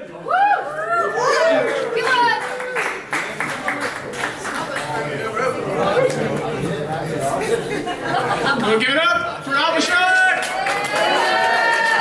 Well, there guys, my name's Nashville, that's also called Abhishek. I'm Shekabidi. I started doing comedy recently. So I came from India, recently, like 9 years ago. And you know what they say in India? Get out of India. I don't find it hard, being here and speaking a different language. I realized quite a few things, fucking onion, I was like, fucking hell, I didn't realize there was white onions as well. I was like, fucking hell, the British colonized the onions as well. I was a bit rough, and then, I was going to different stores and stuff, fucking boots, there was no sell boots, so I was like, fuck, great. And then went to Curry's, I was distraught, I was like, fucking hell, no Curry's, I was like, well, what's next? I'm going to go to an Indian and find the ocean. No, but it's quite hard, trying to learn a new language and all the rest of it. And my friends are trying to encourage me because I can't get women either way. And they were like, oh, you need to be more confident, you need to be more charismatic, or as kids these days like to call it, you need to use your wrist. Last time I used my wrist, they were like, oh, you got a wrist straightener, everybody against you. I was like, I've developed this new fetish where I love to hit signs. So I go up to a traffic sign and there's a sign that says diversion. I was like, fuck you, I'm not gonna diversion, fucking prick. And then I went to the next sign that says stop, but I got a hard on. I was like, I'm pretty sure I was supposed to do the opposite. And then, went on, and then I realized I had a bad problem with English, but then my mum and dad had a bad problem, or had it worse. My dad was like, whenever he said he's going to get a way to get that pint of milk, he went to dairy instead of going to the dairy. And then when my mum asked me recently, she's like, oh, is Northern Ireland a safe place? She was like, yeah. I was like, yeah, apart from all the paramilitaries, just stay at home, like, And then she's like, paramilitaries, what's that? I was like, oh, the IRA and the UDA. She's like, oh, well, what are they like? They're like, oh, they're always fighting each other. And I was like, oh, she's like, what does that stand for? I was like, IRA, Indian Republic Army, and then UDA, your dad's ever. And she's like, yeah, they're fighting and all that. And then she blamed me for about a week until she heard the Rangers were going to win the league. Yeah, it's only because I India shit off football. I'll tell you a wee joke I'll tell you a wee story, right? So one night I was with my friends having a wee pint, and then I was like, fuck, I'm not feeling well, So I head home, went home, and then realised I was like, oh, I was feeling alright, got home, got a wee shot of whiskey, and I was like, sweet it. So I started running back. I was like, fucking running like fuck. I was like, Darth Vader, and like Usain Bolt to crossover. I was like, fucking basically having an asthma attack halfway through it. And then these 10 lads in front of me, they were like, oh, here, watch out, lads, there's someone behind us. And I was like, who the fuck is her? And then I was like, are you talking about me? They're like, yeah, we're talking about you. I was like, fuck off, you can't see me because it's dark. It was actually quite dark, I couldn't even see me going on. But then one of the guys from the group goes, oh, that's racist. I was like, me, racist? Fuck, right. I was like, I thought I was 50 Shades of Big Black and Brownie. But then I was like, alright, I'll go off, I was like, fuck. And then one of the guys from the back of the group goes, oh, you're not even black, you look like a lamb. And I was like, alright, do you want to see my carpet? I'm glad you guys laughed, they didn't. That joke went right over the head, just like a magic carpet.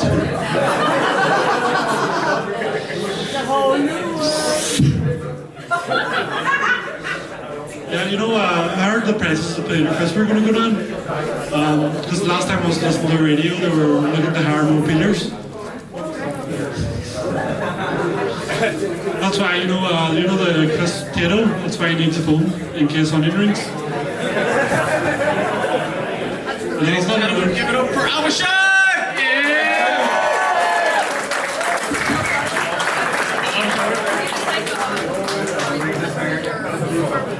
Abhishek, did you enjoy that?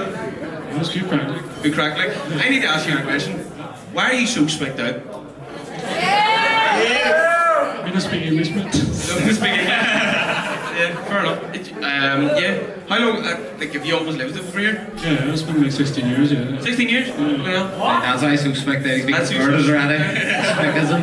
Fucking right, man. Unreal. And whereabouts are you from? What do you mean, like originally, or whereabouts I'm from now? That's moving anymore. I'm from India. Like, India? What? Alright, no, calm. Fuck up.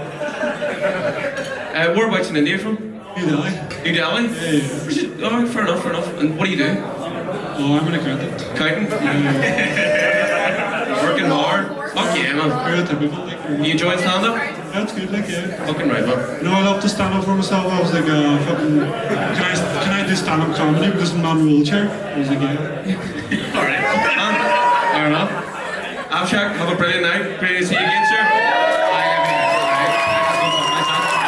Folks, are you ready for your next roast? Yeah! Ladies and gentlemen, please welcome to the stage Owen Sloan and Megan Halpin!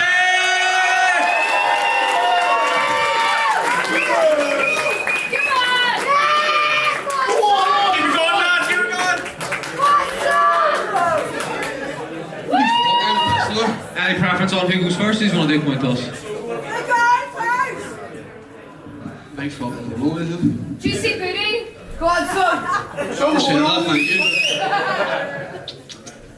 So, does one of you want to pick heads or tails? Yes, always. Sorry, flip a coin. It's tails this time. Tails. One night I had a chat before we got up here, right? And he was like, Megan, don't worry, like none of mine are mean. First mistake. Unfortunately, you all paid for a roast, so let's fucking go, I guess.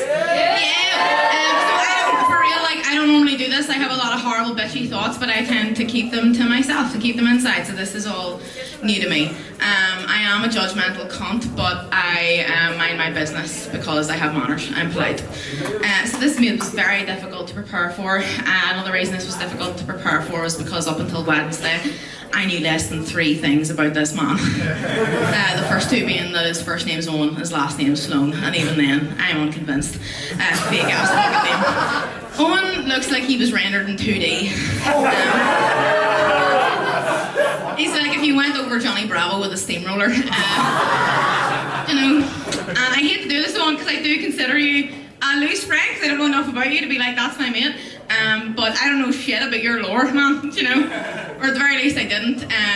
I now know Owen is a librarian, and the obvious joke there is that that's incredible because he clearly can't read. But that's lazy, right? And that does gloss over what really is a stunning achievement, and that is a man with a reading age of 5 years old has mastered the Dewey Decimal System. I also have it on good authority that Owen was once unfortunately crushed by a ski lift while on a school trip. And yet it is the fact that he is now a retired PT that I find more embarrassing. While in that train of thought, it makes sense. Whether training clients or getting on lineups, Owen is used to letting everyone else around him do the heavy lifting. This man has a duck tattooed on him and yet is unsuccessful in ducking out of other men's fists. I'm so sorry. I'm so guilty, man. I don't like this. I'm nice.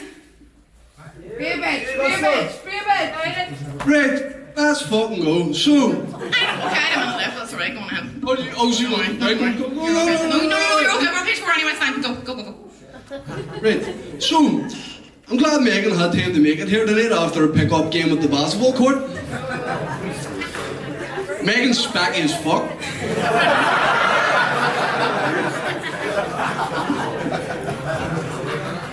Megan looks like Wednesday Addams from Wish, except her dad is Jerry, not Gomez.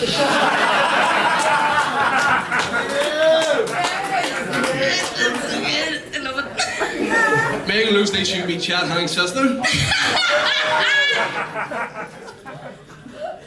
Megan's boyfriend came to see her tonight. Round of applause for him, wherever he is. He was forced to come because really. She promised him if she did, she'd shave her pits. No. Megan embodies the term, looks like she's been trailed through a bush backwards. Megan always looked like she has, I just had sex here, her, but that was actually over a year ago because she never gets to watch the tramp. Over to you. Folks, if you think Owen won that round, big cheer. Yeah! And if you thought Megan won that round? Yeah! First round, Owen Sloan. Yeah! Right, diagonal now? Who goes? Fuck, right, no, you go. Okay, will we get to appearance-based digs? Okay, Owen used to bleach his hair, and I'm for one I'm glad he stopped, because no one in this room wanted to know what a Nazi hunger striker would look like.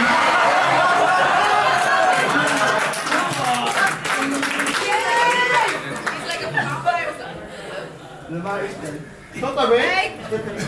What? Sure. Hello. Okay, I'll just yell. He's like a Popeye was lactose intolerant. He looks like he once lived the life of a World War II soldier who unfortunately did not have a sweetheart waiting for him back home. If I understand correctly, is an accurate depiction of his current dating success in this life. One time he's going, but the only place he's going is to meet yet another girl who turns out to be a catfish.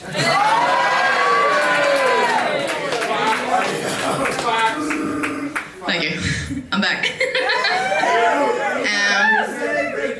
Redo? Okay, sorry. Okay, hold on. So, where do we get? Yeah. Appearance-based digs. He's got the hunger striker bit, yeah. He's like if Popeye was lactose intolerant. He looks like he'd once lived the life of a World War II soldier who unfortunately did not have a sweetheart waiting for him back at home. Which, if I understand correctly, is also an accurate depiction of his current dating success in this life. Owen rhymes with going, but the only place he's going is to meet yet another girl who turns out to be a catfish. Owen sometimes reminds me of, what if a can of Boost became sentient? He also strikes me as the kind of guy who holds a pencil with all four fingers.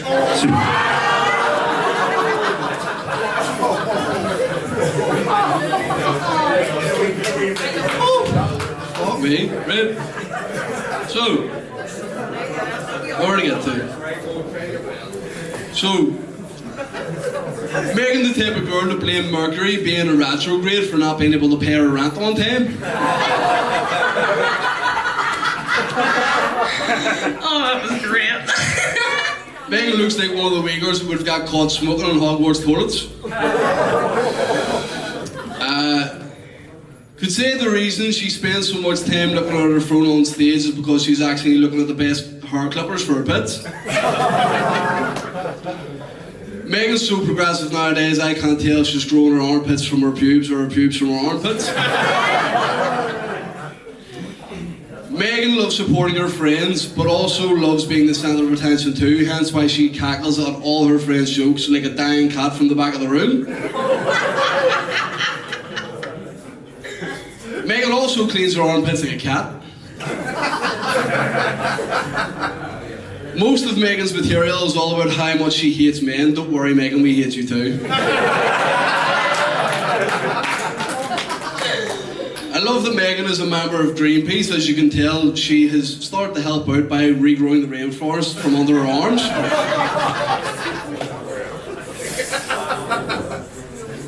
As most of you can probably tell, my hairline is playing 5 at the back and parking at the bus. And Megan has incredibly been very nice and kindly offered to donate some of her armpit hair to help with my hair transplant. Megan looks like she sells 3 for a score in Hogwarts.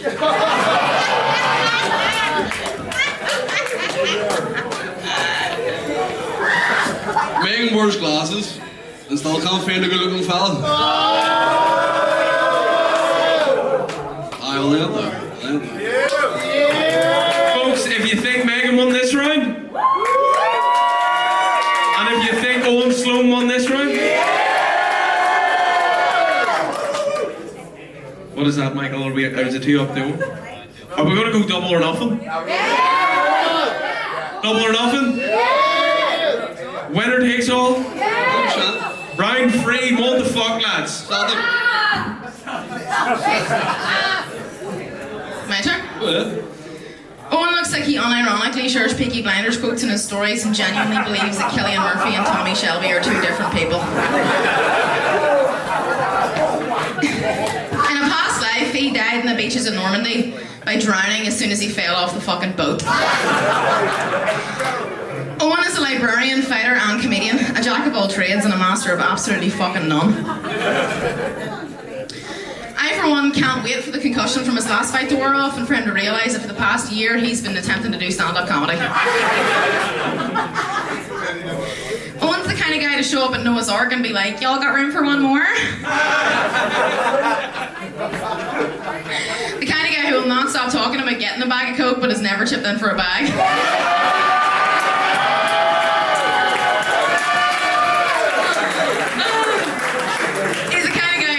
Smoke sesh with no weed because he forgot, but he will smoke half of your spliff without passing it once.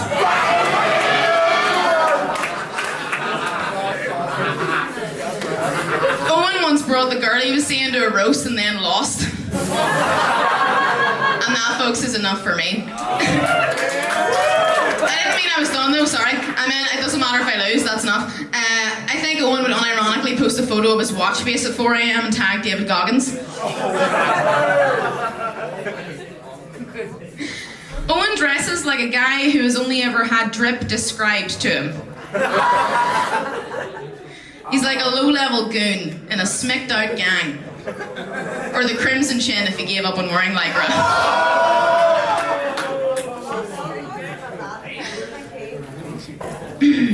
Owen is the kind of guy to talk about how he only takes bomb reps and then lose a lung after too many huffs of the Benjamin. And he believes dealers when they tell him it's Cali weed. Owen looks like he wants to ask for foot pics, but he's too shy. And I do not believe this man could accurately point out the difference between a vulva and a vagina. Owen gets his news from Black Twitter. You're not wrong. And he was definitely, in my heart, I know he was a man who would have said shit like #whiteboyswag. And Owen carries on a long-standing tradition of disappointing us all by being a librarian and not being sexy. Shame on you. That's me. Done.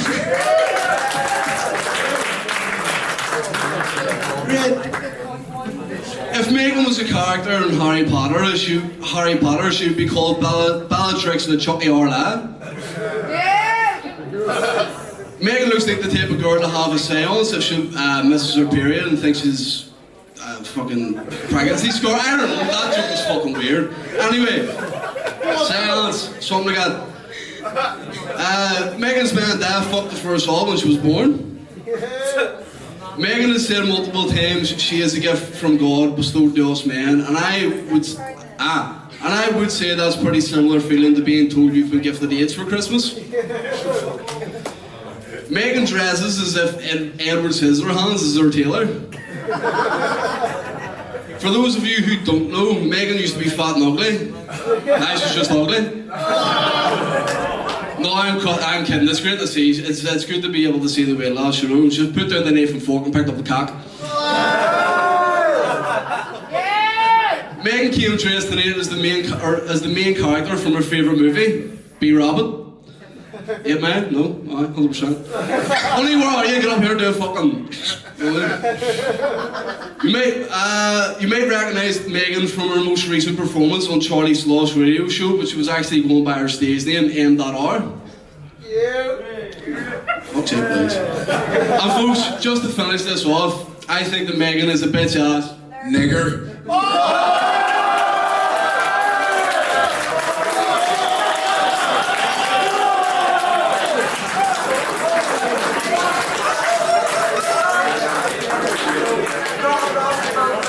Drive-by racism. Fuck me, fair play to you. Folks, if you think Megan won that round, and if you think Owen won that round,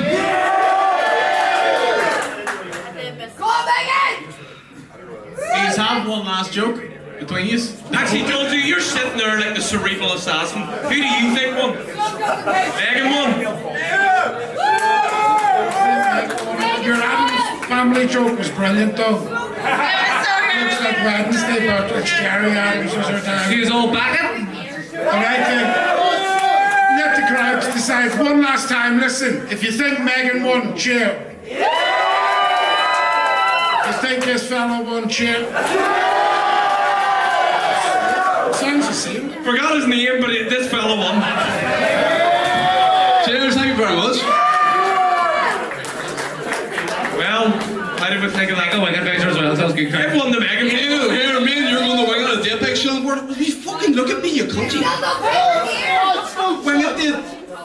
Wing it, dude. Sloan, stop trying to get your hole. Would you? Get bomb at that there. There's the out here, would you? What did you think of that there? Really fun. Right, that's twice you said shut up. Right. What did you think doing that? Was it fun? That was fun. That was good crack. So you are only like acquaintances? Yeah, I know fucking Are you actually a librarian? Yeah. It's the most smacked out librarian ever. You're like Harry Potter or what? Aye, fuck shit. But you mentioned there that you were crushed by a ski lift. Yeah. What happened, Sloan? Who owns this watch? Oh, guess that. It's mine now, from East Belfast. I know how it goes. I fucking tried to get off the ski lift and it fucking dragged me by the back of my coat round ice. And near went back down the fucking mountain. Did you did you break anything? No, near died though. How high were you? Quite high. Like a couple thousand feet. Like a couple thousand feet? Yeah, something like that. Seriously? Yeah. Madly. Sure, ski lift, the waterworks. That's funny if it was funny, like. Anyways, that's weird. Megan, did you enjoy, you are a hater. I know you. You're chronically online and you're a hater. I'm a hater, yeah. Did that give you serotonin being a prick? It really did. I don't get to do that often. That was really fun, yeah. I always say this here, you look like Bellatrix Lestrange. Bellatrix Lestrange. And you have the hairline of Malfoy and fucking Harry Potter, like. That's right. It's playing fair with the back part was. Park the fucking bus, yeah. Was there anything cut? Like the jokes or anything? Did you have any ideas or? I was supposed to hand her a fucking roll-on deodorant at one point, but I forgot to buy it. Yeah, you hit her with racism, never mind deodorant. That worked. That was. Yeah, that's. You mentioned hairy armpits a lot. Yeah. You would think he had a kink for them, like, honestly. I hate them. Fucking don't come anywhere near me, please. Megan, would you do your roast again? Sloan, would you do one again? Oh, yeah. Fucking hold on. Hey, I'll never stand for her. I got nothing to do with heart. Do you have anything to add? You were smacked out, I like it. And fucking, yeah, you ripped the fuck out of him as well, so I liked it. That was very good done today, guys. Very, very well done. What about you, lads? I was fucking class, boys. Absolutely class. Pretty sure, boys. Unbelievable. Folks, that's us. Rochelle, get to you, folks. Any applause, lads? Yeah. Folks, we've got... Loves it. Folks, we've got one more roast, but before that there, we're going to have one more open mic. Ladies and gentlemen, please welcome to stage Mr. Will Ray!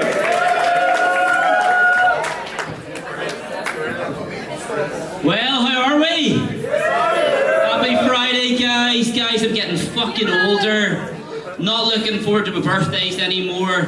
You know when you're a kid and you're kind of looking forward to your presents and you're all happy and you're all going to get a party and everything? Do you all know what I got for my birthday this year? Anti-balding spray.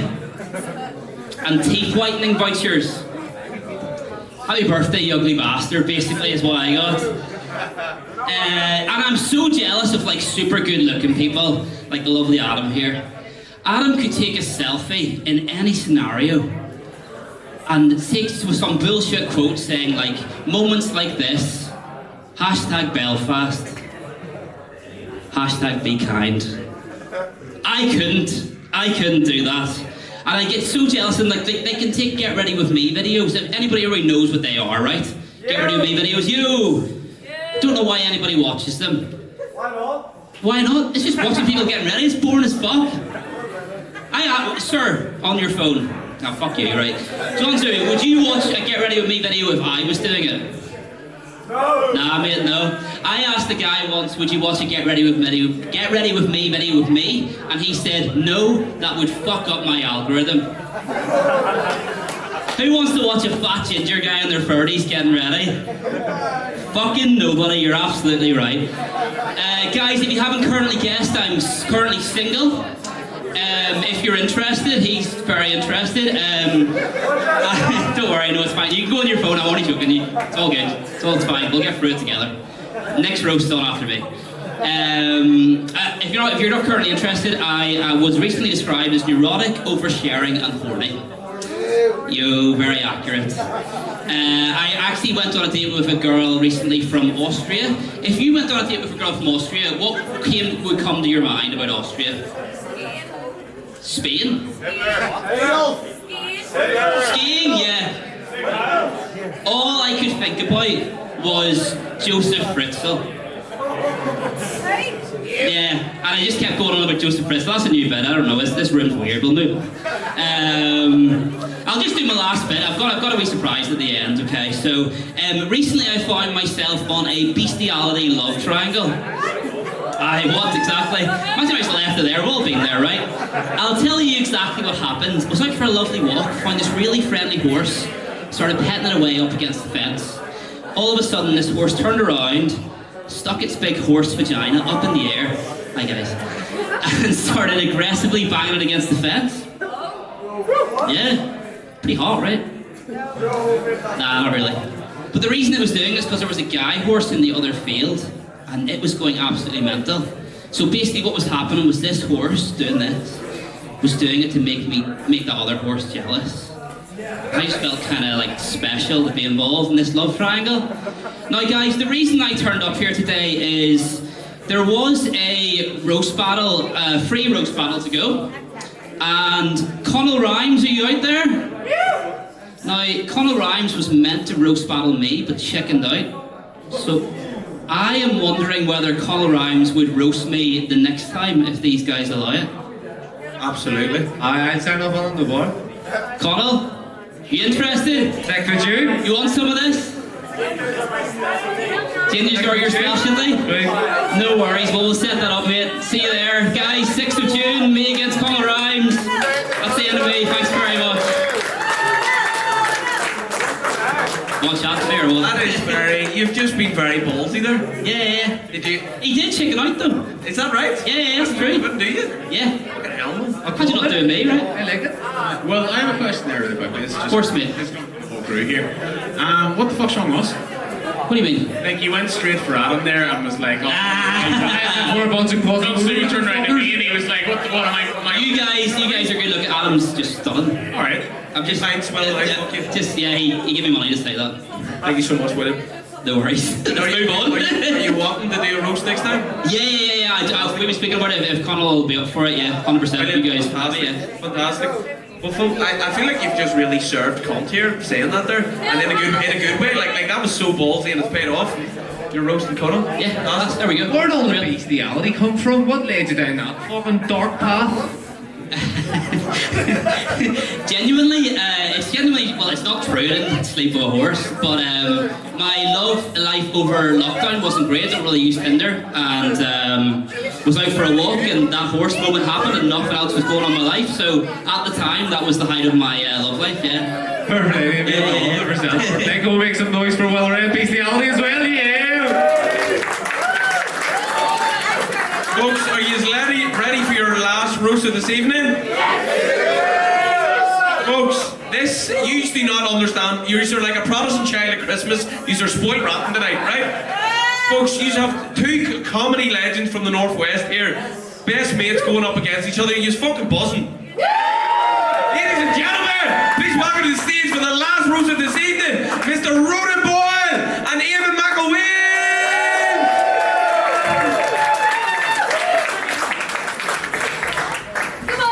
Any preference on who goes first, lads? Anyone want to go first? Do you want to go first? No. Let him.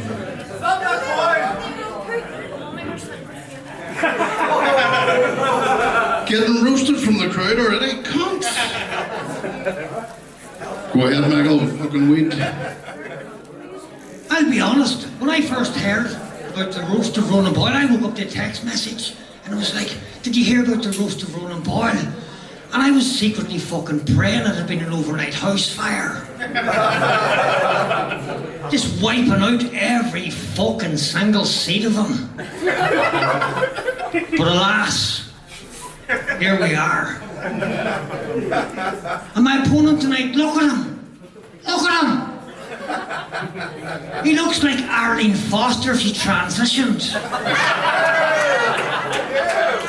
And became a Tig. You! But life was hard. Ronan Boyle's more to be pitied in some ways. Life was hard. Life was hard for the young Ronan Boyle.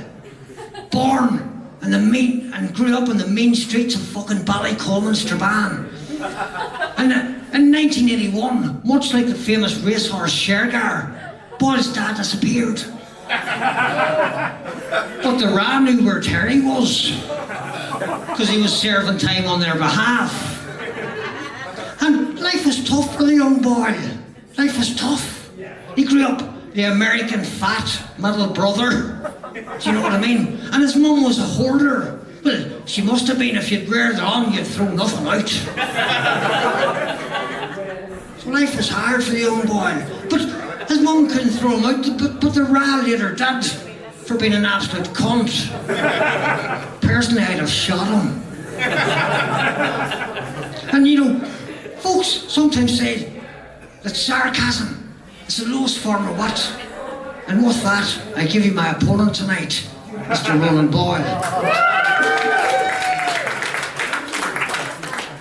Ladies and gentlemen, Eamon McElwee looks like the bastard child of Mr. Burns out of The Simpsons. You laugh too loud. And Mrs. Doyle out of Father Ted. I'll fucking say that. Eamon McElwee looks like Gollum if he got kicked through a charity shop.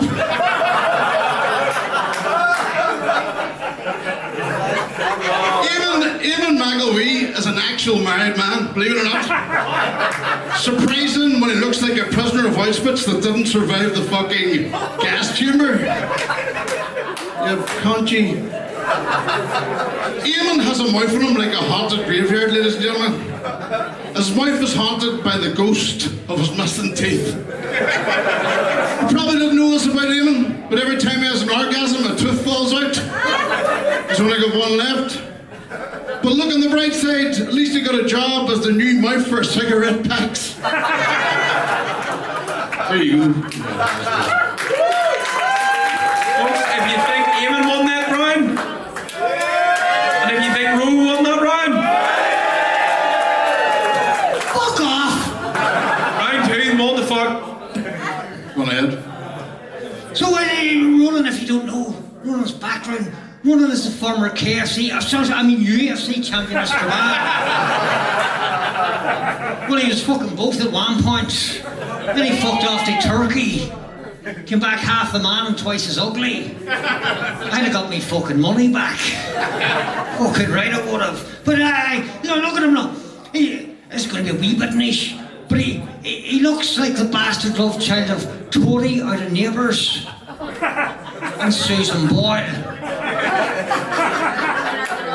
That went better in my head when I wrote it, I'll be honest. But Ronan, if you didn't know, Ronan did the comedian's boxing. And I'll be honest, when I first heard about it, I was told Ronan had a big fight coming up. And when I heard it was boxing, I was fucking gutted. Because I'd really hoped Boyle's next big fight would have been cancer. And he'd have lost.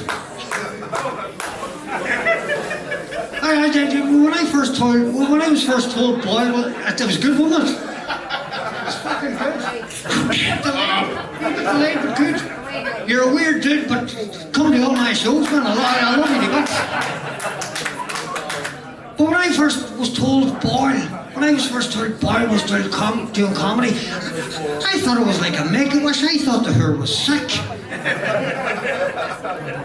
So I thought I'll use that as a fucking... I'll piggyback on the back of that, and then whatever time he deteriorates and or dies, hopefully, I'd use that as a gateway to my success.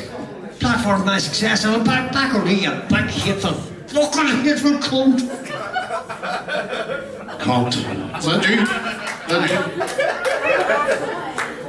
Eamon loves telling his audience that he's every woman's target weight.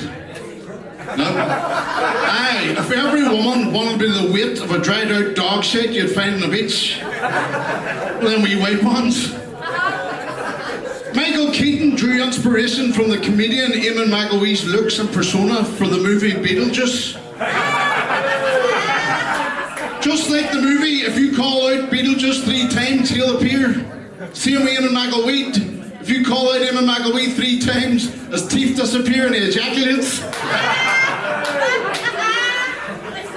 During a Christmas show, this was brilliant, I was there. During a Christmas show, a member of the audience told Eamon he looks like that guy from the famous Christmas movie.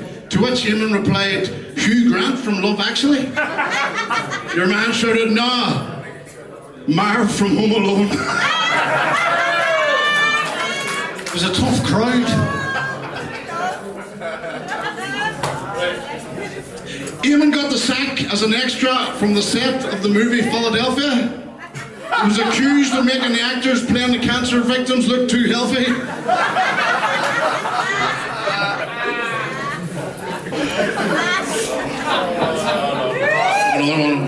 Right.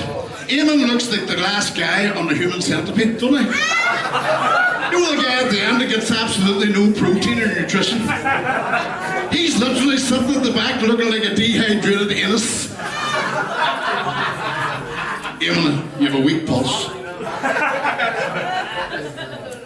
Well, go ahead. Is that the end of round 2? Folks, if you think Eamon won round 2, oh, come on, for fuck's sake! And if you think Ro won round 2, you're a bunch of sick whores. Round 3, lads, one fuck. So, yes, well, I've lost fucking 2. I've nothing to lose at this point. Just only your last tooth. I'll come over your face. I'll empty the fucking.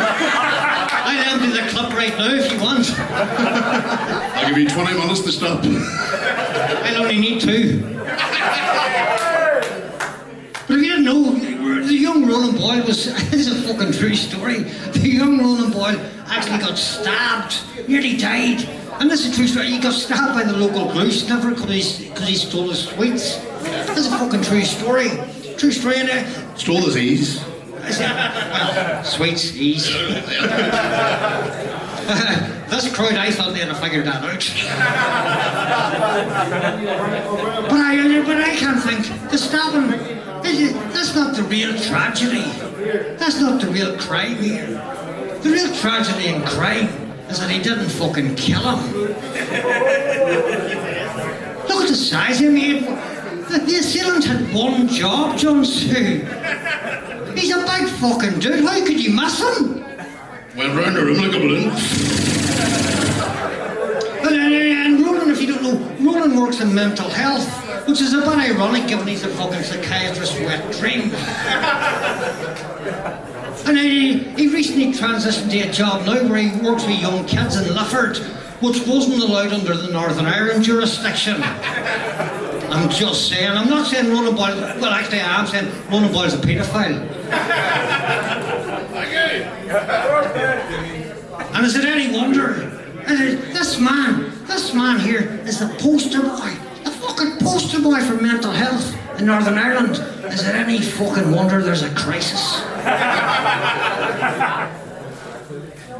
I need a lift home, by the way. You're not getting home with me, you cunt. I do, you bastard. Okay, Eamon's daddy left the family home, ladies and gentlemen, the day Eamon was born. After seeing him in the hospital, he says, I cannot deal with another stillbirth. Eamon's wife once blamed him for having an affair because she heard a woman from Strabane had a shitty toilet brush fetish. You look like a shitty toilet brush, you know. My mouth does. 100%. You see, that's one of it. Right. These were bringing bad. Eamon McElwee, we call him. Eamon is the only pothead in the world that never gets the munchies. That's fucking good. Back in the 1980s, the IRA used Eamon's image for the Pledge of the Hunger Strikers. Even though he was never inside or partook in any protest. Just look at ye.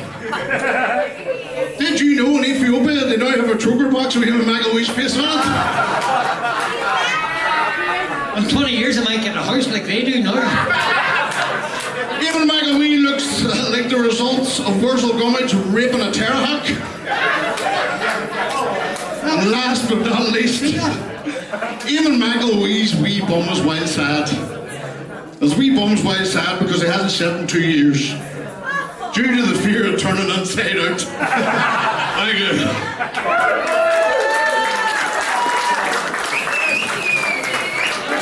Folks, if you think Eamon won that round, and if you think Ro won that round,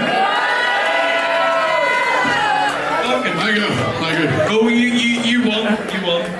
He fucking deserved it, the cunt. You know what I mean? I reared him, I feed him, and I just shite. You're about to step up and claim your prizes as well. Oh, we get a prize? I should get his as well, do you know? Thank you, boys. So, what were you saying? The mic, what were you saying? Best battle of the night. Yeah. Good lad, gentlemen. How long did you travel today? 2 hours. Oh. We were away over to my guys doing a wee interview, so we did this on the way. Well, joking lads, we're glad to be here. Thank you for having us. Thank you for listening to this, gentlemen. Give it up for the panel who did an amazing job. Give it up for the stoners. Give it up for the cokeheads. I love the way. Did you notice during the break they all went for their poos and peas and smelling their keys? Did you see that? Fucking legends. Thank you, boys.